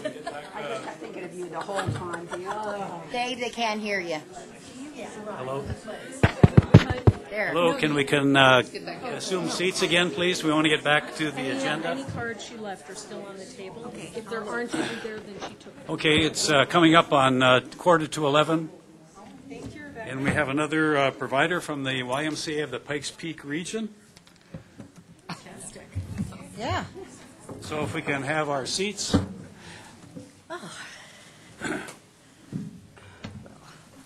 Hello, everyone. So glad to see you again. I didn't get to see anyone last year because we weren't here. We were in a bit of a state of confusion, I guess. But anyway, I like to just start with, my name's Rebecca Janisak. I've been with the YMCA probably 9 years now. So I'd like to start just by saying how much we appreciate the opportunity to speak to RAC and to talk about our programs and to have the funding and the financial support that we do from AAA PPACG for those programs. So I think before I start to kind of talk about the two different programs we have, I just have to say I'm a lot more excited than I was 2 minutes before the break because I just talked with Nancy, and she lives in Woodland Park and is interested in possibly being trained as a coach for the balance classes in Teller County. I can't tell you how exciting. I was telling her I'd trained probably a total of maybe 3-4 people, probably 4, over the years. I became the master trainer for that program in 2010, so it's just been 7 years. The Y got their first grant the year before that in 2009. And life happens. That's just what we've been talking about this morning. Someone will be really committed to the program, but their life changes, or there's an illness, or they move, or jobs, or whatever. We've had a lot of different reasons, and so the last couple years I've not had a partner in Teller County, and counting Nancy, there are 4 people that are interested in Teller County that want to be trained as a coach, and I have the date set. So if I get you signed up, you won't get away. So, Anyway, I know we filled out our form, and I think mine is copied and attached. Ours is copied and attached. So before I talk about that, I want to introduce Mandy McBroom, right here. Mandy, stand up. She was smart. She wore her name tag. I forgot and left mine in the car, what I was thinking. Mandy is the older adult coordinator for the Briargate YMCA. She also recently started working at the Colorado Springs Senior Center, so she's very, very busy. But she has a part in our grants as well. She's been trained here at AAA to do all the data input.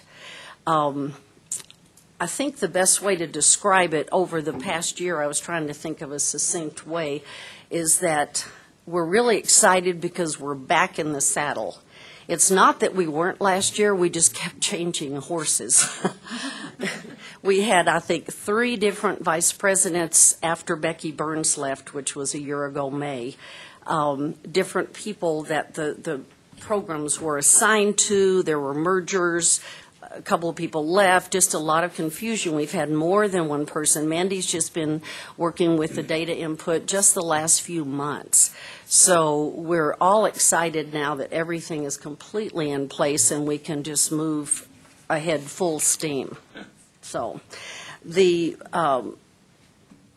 Y has recently hired a chief medical director, and I'm very, very excited about that as well because she, in her PhD work as a physical therapist, she did a lot of her study and research and everything in seniors and the aging process and balance issues and all the sorts of things that culminate in these programs. So she's going to be over all evidence-based programs for the Pikes Peak region, for the Pikes Peak YMCA. So our 2 programs, I'll just give you a real quick overview and then maybe talk about some of our accomplishments and challenges. The Matter of Balance program, we taught the first one of those and became involved in that program in 2009. Both are evidence-based programs, obviously, and that one comes out of the state of Maine, and we serve people age 60 and up. And the fees for that program are paid for through our grant. If someone younger than age 60 needs it, then they're charged for, fee for service. So that program, I guess in a nutshell, my favorite part about it is that I call it holistic. It doesn't just focus on physical aspects of safety, lights, shoes, grab bars, all the things that we think about. We certainly cover all those things, but it looks at our emotional attachments to our fear of falling, or what is our level of fear? Where does it come from? How realistic is it? We talk a lot about our thinking patterns, because our mental processing of information and thinking about things has a lot to do about our risk for falling. And it looks at what kind of support system we have. It looks at our habits. It looks at our attitudes about aging, all the different aspects. So there are a lot of those different pieces that I don't see in some other balance programs that are an integral part of this program. So the Matter of Balance is one class a week, 1 2-hour class for 8 consecutive weeks. So it's a 16-hour curriculum. It's a small group format. It's a lay leader model, which means that we train and use volunteers to assist in teaching that program. The goal is to have 2 coaches to teach every class that we have. Our other goal is to be out and about, to go where there are 8 to 12 seniors with balance issues that are interested and committed to taking that program. So it is small group, and the purpose of that, I believe it was set up just simply for the reason that with 12 people around a table, you can just imagine it'd be a group right here. It's very easy to have discussion. People have time to share. They have time to ask questions, process information. It's not intimidating. So I love that format. It seems to be very effective. And I did make a list, if you're interested, in some of the places that we have offered that program over the years, distance-wise, from Fountain, Colorado, up to Florissant is as far west as I've gone. At all the YMCAs, at churches, large and small. The Methodist Church in Woodland Park has hosted us many times in years past for groups in Teller County. We've taught the program multiple times at Grace St. Stephen's Episcopal Church downtown on Tejon, and at First Presbyterian, so larger churches. Senior centers, Teller County, Tri-Lake Senior Center, Woodland Park, and Colorado Springs Senior Centers. Many, many independent living facilities. And no matter where the location is, especially if it's an independent living facility or a church, it's not open just to the people that are affiliated with that location. It's open to the community. Independent living facilities, some that came to mind were Cheyenne Place, Brookdale Skyline, Viewpoint out in Rock Rimmon. That was one of the early ones. Myron Stratton actually was one of the first places. Satellite Hotel, so just some places that, and Nikki's Place, the Multiple Sclerosis Alliance. Then low-income senior apartment complexes, Village at the Bluffs, Villages at San Jose, Homewood Point. And I've had another one contact me this summer, which I put on hold until I find out if we're refunded and how we're going to move ahead for the fall, so I'll be contacting them. So, the Moving for Better Balance program, well, let me say one more thing about Matter of Balance. It is one time I called it a process group, and the lady asked me on the phone, it was if I was a psychologist. Not that kind of process. But we process information, and in a way it is like that, because 2 people in this room could have the very same fall in the very same circumstances, and it doesn't mean the same thing emotionally to those 2 people.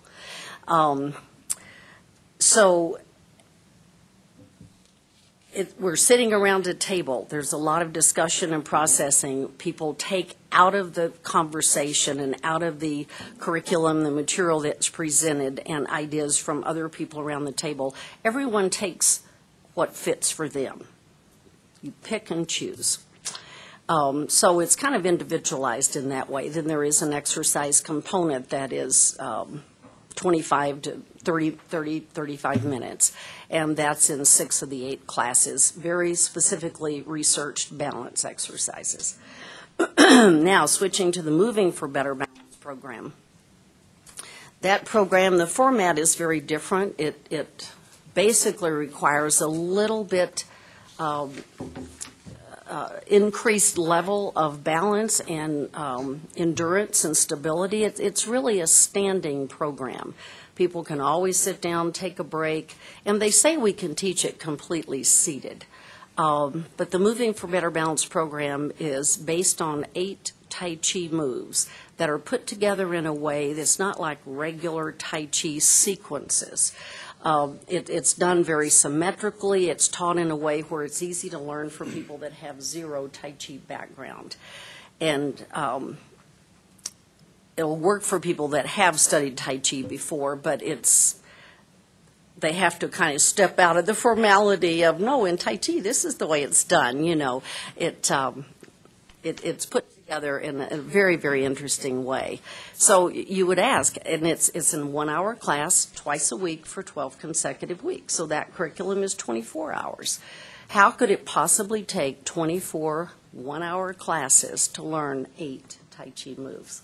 You ask? I asked myself that when I went for the training several years ago. There's so much more to it than just the move itself. It is training the body, it's training the neurological connections, the messages that go to our muscles.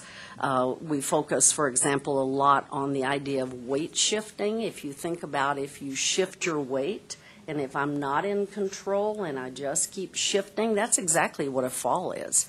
Your weight starts to shift in the blink of an eye, and you can't stop it because the mind and the body and the muscles don't work together quickly enough to stop that fall.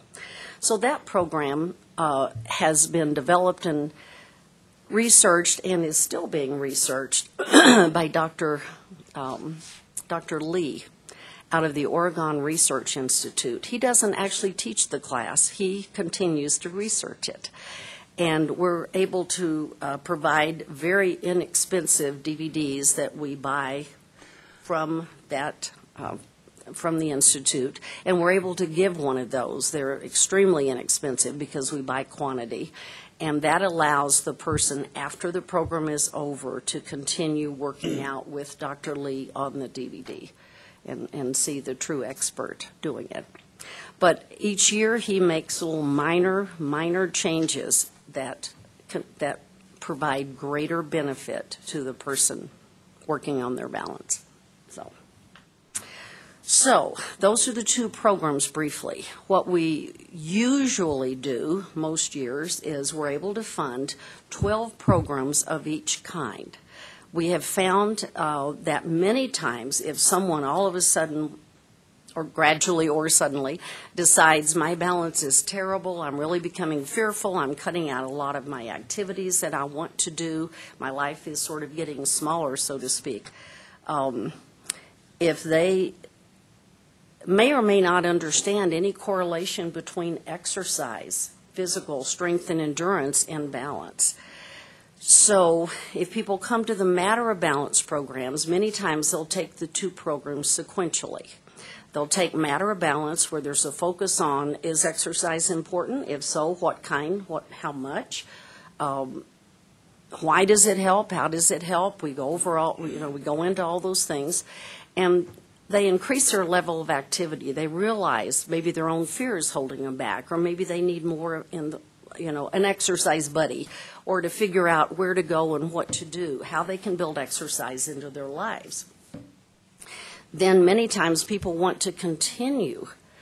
We've had a lot of people, join either an exercise class or a community center or a gym or the Y if they're down here, maybe a class in a church, different things, or start a regular walking program or yoga, all different kinds of exercise venues. And then they want to continue working on it. So many of our folks from Matter of Balance flow right into the Moving for Better Balance program. and then they're gaining a lot of confidence, standing and moving and going about their lives.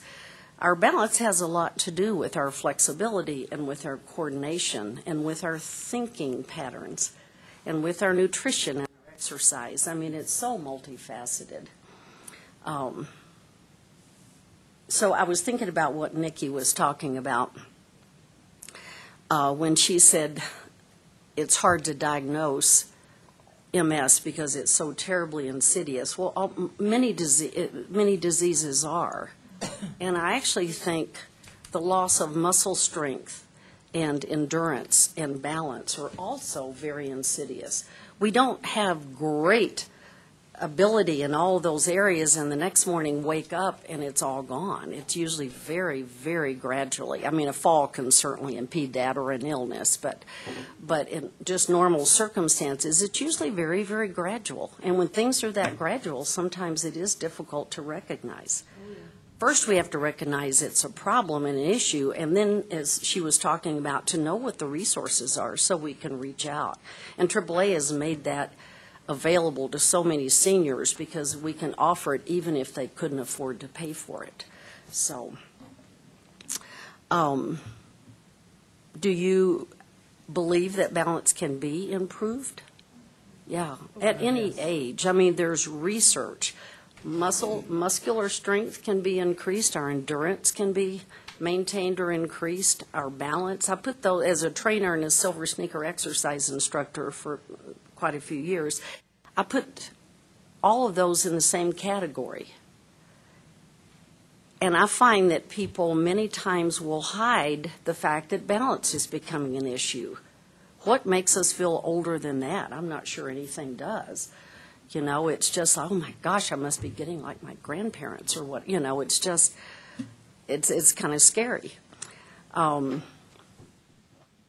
people hide it, and some people use it kind of as the basis for a lot of humor. And I'm not saying any of it's right or wrong. I mean, it's just that individual approach to what problems that issue causes. So, anyway, our goal for that class, for Moving for Better Balance, I just realized I didn't say how many. YUSA, the national body for the YMCAs, recommends and thinks that 15 people per class is ideal. Years ago, we went to 20 because the national attrition rate is 20 to 25%. And we find that not in all classes, but many times. So attrition is always an issue. So then, because the Moving for Better Balance program is taught in the YMCA, the large exercise rooms at the YMCA locations, we thought, well, what if we start with up to 25? And especially the fact that we would fill a class and there would be just a few left over, but not enough for another class. And we didn't want them to have to wait 6 months or a year again. So sometimes we would go ahead and just enlarge that size. So I'm not saying 25 is ideal, but we can take up to, I usually try to cap it at 22 to 24, just because for Moving for Better Balance, there's one instructor. And not only are we teaching and remembering when to bring a lot of other things in, or spontaneously seeing things that we can add that might be helpful, we're needing to watch every single person in that room. Another reason it's good to teach it at the Ys is because they generally have mirrors, and so that helps. So, our goal is to do 12 classes for each program. So Matter of Balance would be anywhere from 10 to 12. We have started with 14. 12 is ideal.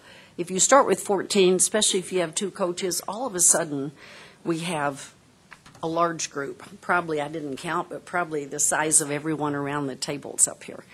So not as much time for every person to speak and engage in dialogue. So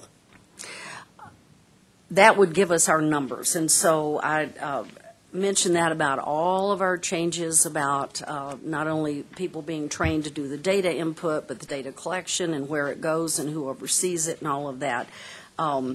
our numbers are not a true reflection of last year, and I don't have all of that data, but I do know we completed our 12 classes in each program and had the numbers in those classes that I mentioned. One other thing that just came to mind, that when we lose volunteers, I listed that as one of our challenges. It's so wonderful when someone has gone through the program said, wow, this has helped me so much. I really want to be trained, and I can help teach 1 or 2 classes a year, which is all the commitment that is asked for when someone is trained. So, I forgot where I was going with that. Volunteers. Yeah, volunteer. Oh, thank you very much. Our volunteers, when I've had volunteers leave, and also when there have been people in the classes, particularly the Matter of Balance classes, that have left and said, I need to drop out. Many times they'll let us know, or sometimes they just don't come back, and I do a follow-up call, to see. It's almost always health-related, or certainly circumstantial. There's only been a very, very few times, I probably could count on one hand or so, when someone said, I just don't like the material, or it's just not pertinent. So I do know at the Senior Center in one of our classes last fall, right after the first class, because in the first class I say, I'm going to pass out notebooks, and you do paperwork, and we do all this stuff in the first class. I say, if you decide by the end of the first session that this class is not for you, please do me the courtesy of letting me know, and then I would appreciate having your book back, and so I can give that to someone else. And the only time I've ever had this happen, there were 5 people that came up and said, oh, we thought it was 2 hours of exercise. So for some reason, they didn't read, the explanation in the calendar that was sent out, or didn't take it literally, perhaps. But that was fine. We had a waiting list, so we filled it. It was fine. Before you go too far, when you said 10 to 12, did you mean classes or people? People. Yes, people in that particular class for that program. Matter of Balance, we serve. The home office says 8 to 12. Okay. So I don't like to ever start with less than 10 to 12. Okay. And then moving for Better Balance, 20 to possibly 25 or a little bit less per class, and 12 classes of each one. Yeah, Nancy. I just would like to add an observation I've experienced in my yoga classes, which are for older adults, that first of all, people could be very surprised when we challenge our balance that we don't have it, or that we're losing it. And so, time to pay attention. They can be, pretty athletic all the time, but as you get older, it's something that happens. And also that there's a great benefit to practicing balance, and of course yoga, I would say, but because of the body awareness that it brings to a person, that can be very helpful in other phases of their health. Once you're aware of how this side responds versus this side, you have your own personal evaluation, so when something changes, you're more alert to changes. So that can be very helpful to you as you age in your health. And one other thing I just became aware of, there was a study done, and by doing mind-body exercise, they have found that older adults are, and this makes a lot of sense if you think about it, are having better results driving. That does make perfect sense. Reaction time. And so practicing balances and gaining that body awareness can help prevent falls and help your reaction time in other aspects. I think there's a lot of benefits. That's good.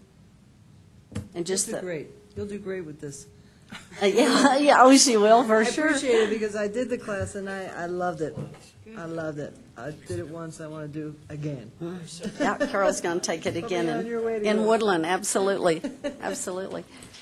Back in 2012, when I first moved here, I took the Matter of Balance class. Okay. It's very impressive. I really feel it helped me. It helped me for a lot of reasons, but one that I didn't expect, and that was the mental thought pattern. It was during the winter, and I discovered that I was starting to be, and I'm not from snow area, so I was starting to get a little uncomfortable about, well, it's snowing out, do I drive downtown, that type of stuff. And that mental part of it helped me to realize it was an unrealistic fear if I was prepared and alert. If I had continued with the exercises as trained. Good, confessions. What a lovely way to say that. Well, that was 2012. Into 2015, I started having a lot of falls. And Which was very concerning. yeah, I fell like 11 times in 15 months. Oh, And- wow. But now wait a sec. I think the mental training that I gained from that class helped me just pick myself up and go on. But I wasn't at that time physically capable of doing the moving part. I didn't have enough balance. I took it from Sid. Oh, good, Yeah, good. she was excellent. Wonderful. She's great. And I still have the book. So I just wanted to share Wonderful. that with you. Oh, that thank you. I Still really use my feel book. despite the, and then when I had my neck surgery 2 months ago, my balance has improved tremendously. Good. Good for you. I think one other testimony then I would throw out is that from the senior center, like up in Monument, we have the Matter of Balance and Movement for Better Balance up there. One thing I think that we haven't really commented on directly was really the socialization. Yeah. That Oh, you really absolutely. get an awful lot of that Yes. feedback and the what's the word? I guess the awareness that you're all kind of going through this together. Not And in then it's a very, very healthy and a helpful thing, I think. And some will continue going just because of that socialization. Not so much the balance, but they like seeing the same people, and they can kind of feel comfortable in that environment. So that's another important benefit for it. Plus the fact that you're all working on the same process, generally at the same level. Pretty much the same age, Yeah. same generation. I took it at a care center off of Pikes Peak. I can't even remember the name of it, but Homeward. probably, I don't Point. recall. But the attendance was very good. Now, I attributed the fact that the majority of them lived there, but only after the class was winding down did I discover that they didn't all live there. I was not a single that was out and about. And I think that's why you had such good participation, was because people became socialized together. They enjoyed that weekly class. Bonding. So, go. Well, good. Thank you. If I could throw my 2 cents worth in there real quickly. Just to frame this from a national perspective, Matter of Balance and Moving for Better Balance are both what we call evidence-based exercise programs. There are less of those than a lot of people would think. There are roughly 20 to 25 evidence-based programs nationwide that have been run through a very rigorous set of research, predominantly at Stanford is where most of it started, and have been given the blessing of being a program where if you do it according to these standards, we know that you're going to have acceptable results. We would love to be able to expand those in the future. A lot of it's dependent, like Rebecca said, it's dependent on the instructors you can get that are willing to commit themselves. She herself is a blessing to have in this program. It's been just critical to the success of the program. And then one other thing I wanted to note is relative to funding. This year, the YMCA put in a request for some more education funding, which we were not able to meet because of the changes, the loss of the homestead money, that type of thing. I think there was a general consensus on the part of most of the TRS that maybe that's not a good path to go down, that maybe we ought to set aside a certain portion of money every year to be able to address new programs, because if we just only address the programs we've already got, there is no growth. So I just wanted to kind of throw that in, and we'd love to be able to do that in the future, either seek additional funding or maybe set aside a portion of that so that we can meet that need. But it's money well spent. If you just Google matter of balance, you'll see what the dollars saved. I don't know if anybody's ever looked that up, but there's lots of studies relative to what one fall can cost you.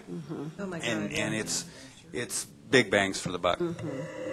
Absolutely. Big Not allowed to fall. prevention. Any other comments or questions for Rebecca? Thank you very much. Good, thank you. No? Transition to Joel, so we get to give you your Oh, director's thank report. God. No, I mean, Oh, what? Try to be fairly brief. It's actually been a fairly light month. Wanted to comment briefly on something that Bobby alluded to. The State Unit on Aging is trying to think outside the box just a little bit, and they're looking at voucher programming for a variety of different types of services, transportation, meal programming, home care, that type of thing. The general voucher guidelines have been established and approved. Well, what they're doing right now is trying to put the individual guidelines for how do we account for transportation, how does that get reported, and how do you get paid, how do we account for meals, that type of thing. We think that particular type of programming is going to be really beneficial to the rural areas. Park County, eastern El Paso, some of the areas that we serve, but all over the state. Some of these things have been piloted in other areas like Fort Morgan with tremendous success, particularly the meal programming. I'll use Park as an example. Park has, you have 4 restaurants? Is that right? I think 4 restaurants in town. Okay. And yet there is no congregate meal program. So the opportunity to be able to get a voucher that you could use to have a meal, get the socialization that's associated with that. There's some tremendous opportunities for rural areas. So we're kind of excited about that. We don't know how long it's going to take for them to get the structure in place, but we know that the need is there. Obviously, we continue to follow the national front relative to Medicaid changes. Medicaid changes would not directly impact the AAA, but we know that it would have huge indirect impacts in terms of increased demand on our services if people are cut off from Medicaid-type services. So we're looking at it from the side, but we're definitely watching it. I had an opportunity to go up to Cripple Creek yesterday. CDHS, Colorado Department of Human Services, did a listening tour, statewide listening tour, where Director Bika and his primary department heads kind of go around the state and listen to what people's challenges are and ideas for improvement. And it was a good turnout. I think there were probably 20 to 25 people. Carrie and I were both there. A lot of service providers of a variety of different types of services, but several senior service providers, and we got to kind of put our 2 cents worth in on what we thought would be viable changes. Regulatory review is probably at the top of our list relative to some of the guidelines we have, and that's kind of where that voucher programming fits in really well, because it offers an opportunity for us to provide the services at a low cost and still meet most of the regulatory guidelines. I will be at the National Association of Area Agencies on Aging convention next week in Savannah, and hopefully we'll be able to come back with some ideas on some creative things that are being done. As I've alluded to, I think in the past, Colorado is a little bit unique in that we get, number one, we get a tremendous amount of state support, which a lot of states don't get. Roughly 55+% of our budget comes from the state. There's some states where less than 10% of that funding comes from the state. So we get really good support from the state, but so consequently, what's happening is a lot of states are looking at creative models to bring in increased funding, and in most cases that involves providing services at a cost to oftentimes HMOs or managed care entities that are charged with providing services to the state or for the state programming. So hopefully we'll get a few ideas on how we can kind of broaden our perspective and prepare for the future no matter what it is. Any questions for me? Thanks. Okay, Thank you, Joe. From the Iraq chair perspective, I guess the only thing that I really wanted to, a couple things popped into mind here. Hearing the presentations, I think it just reinforces in my mind the importance of having providers come to AAA meetings. Absolutely. We really get a sense of, okay, these are really significant and changing issues and challenges in the individual areas, whether it's rural, whether it's a metropolitan area. I think another piece that we kind of come away with is that if we're really thinking about it, you step back from the immediacy of that issue or the provider's presentation, you say, wow, challenges across the communities. It's societal, it's generational, it's volunteers, it's awareness, it's publicity, it's marketing, so that while each and every one of the organizations is doing their best to deal with those things, this is our world. This is what we're really dealing with. And I think that one of the things that I'm increasingly hearing or being sensitive to is that volunteer thing. The volunteers are aging and they're getting tired. And that the replication of that volunteer pool is very, very problematic. I can look at my own family. I got 2 daughters, both in their 40s, and they got 6 grandkids, and it's all wonderful, and they're doing wonderful things in their area, but their concerns for seniors or for multiple sclerosis or for this volunteer group or for the school or for the scouting, it's increasingly difficult. So it's just an observation, I guess, that we all need to be aware of that, and then to the extent we can, try to encourage our friends, our relatives, our neighbors to, hey, if you've got a few minutes, if you've got a little bit of interest, if you've got some time, boy, there's some really, really great organizations that could benefit from that little bit of extra attention, a little bit of extra support. The only other thing I want to throw out, I took some notes. I'm sort of a inveterate browser of the internet and everything else. So these are sort of focused on caregiving, and I think it ties into what we heard already this morning.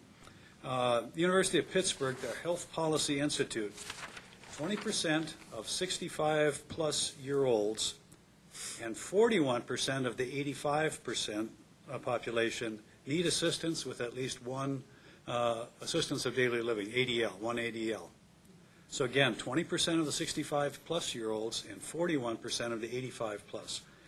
The Health Affairs Family Caregiver, they have a Health Affairs website. The Institute of Medicine says between 29 and 50, that doesn't make sense, Dave. I have a note here, between 29 and 52 million unpaid caregivers nationally. Between 29 million and 52 million, which is huge. Doesn't surprise me. AARP said the value of informal caregivers to adults, dealing with adults, $470 billion in 2013. $470 billion. That's sort of under the radar. It's not on the national budget. It's not on the rest of it. Yes. And then just to extend that, who are those caregivers? They are the 20 to 50-year-olds who very often might have to leave their job or go part-time, and then that is an absolute cascading effect and the result of then what happens go out 20 years for those people who were now unofficial caregivers, not recognized, and what happens to their retirement. Exactly. Their physical abilities. Yeah. And you go out then 50 years.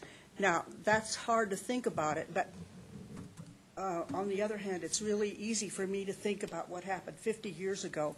I couldn't 50 years ago think about what was going to happen in 50 years. I can look back. It's harder to project to go forward. I'm saying the obvious. Yeah. But in connection with this. Right.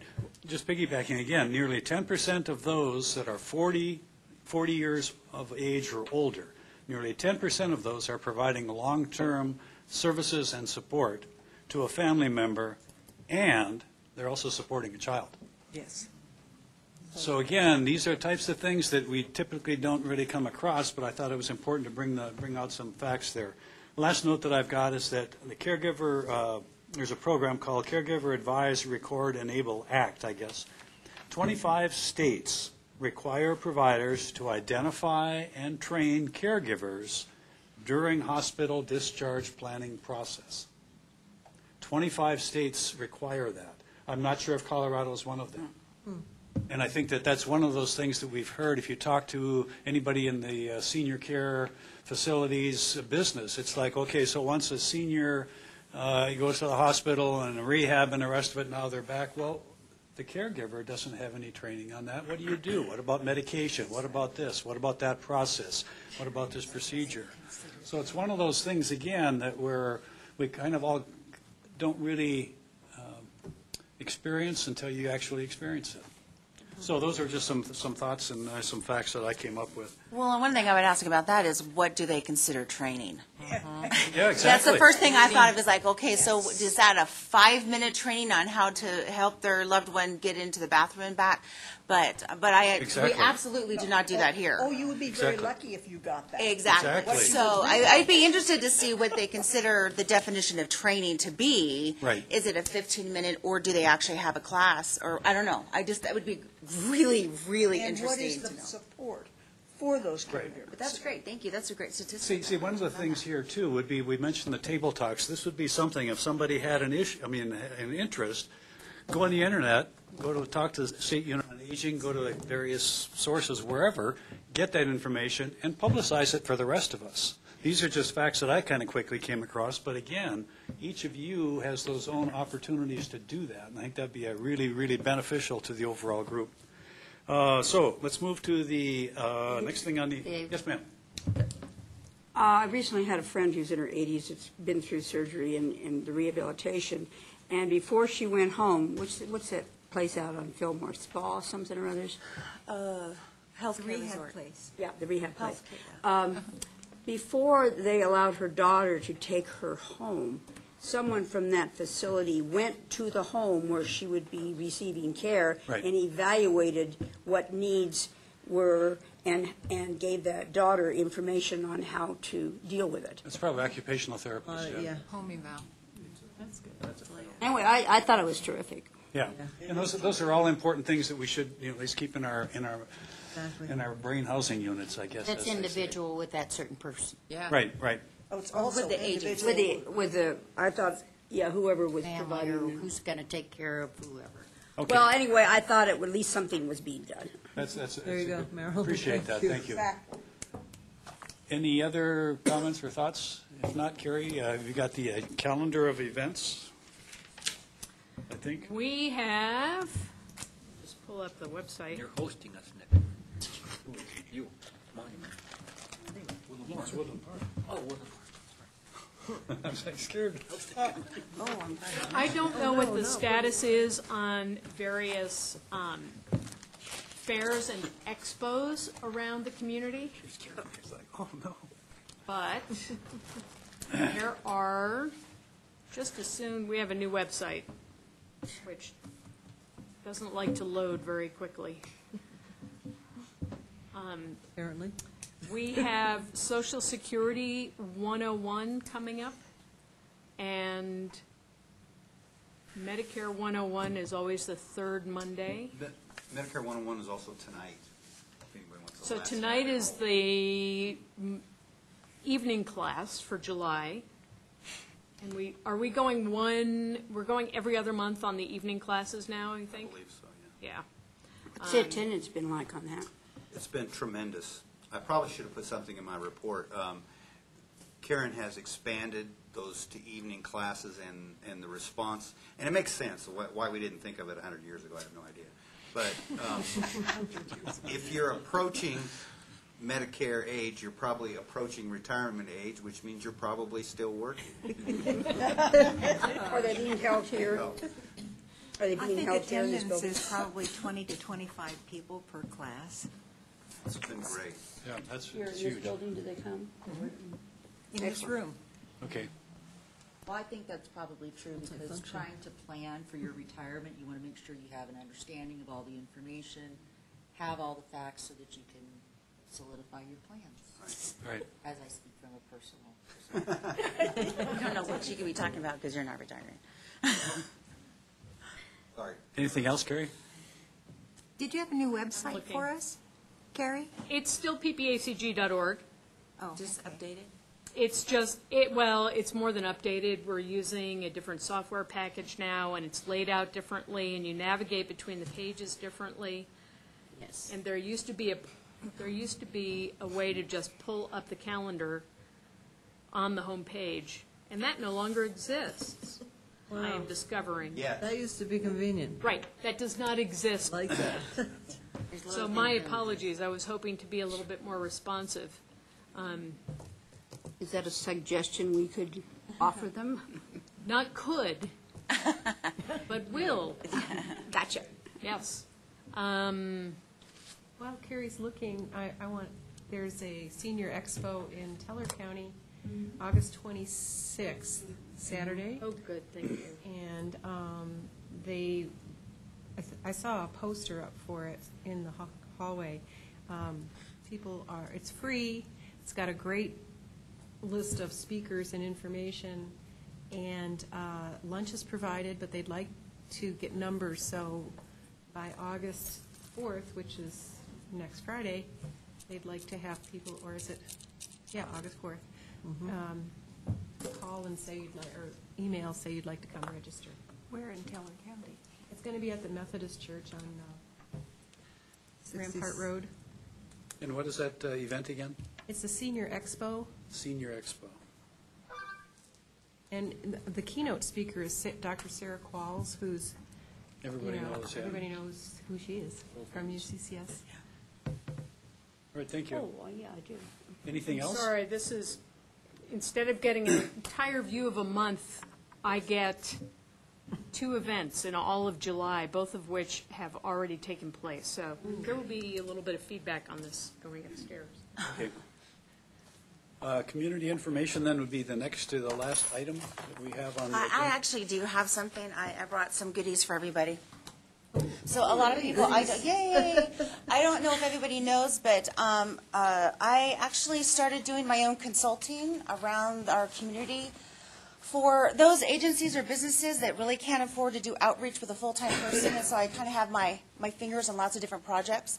But the one I'm really excited about and proud of is the fact that I've taken on a very short-term, only like 5 hours a week, project with El Paso County Public Health. They have a cancer screening outreach.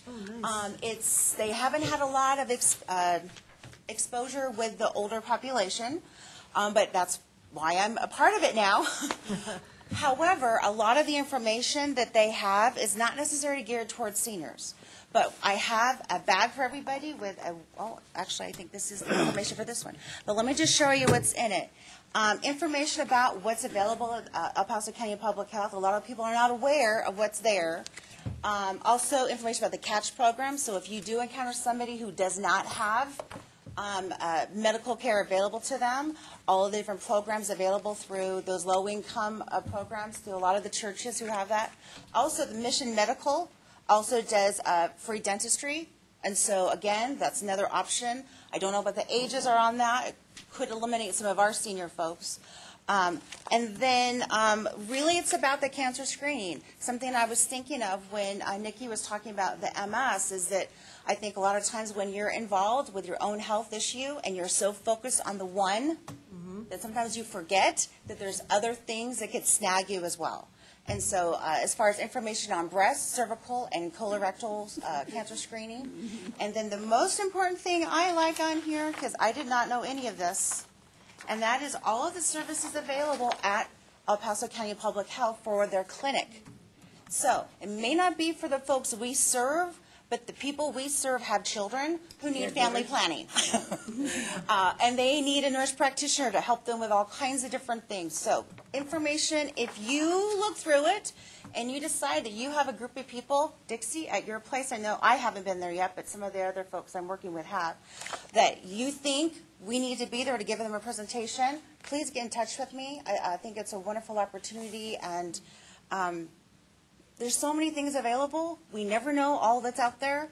And so this is just one more thing that's just another tool in our tool belt. So I brought bags for everybody. So here we go. I'll go pass them out. If you have any questions, let me know. But it really is about just educating everyone and getting out the information. So just wherever you think I should be.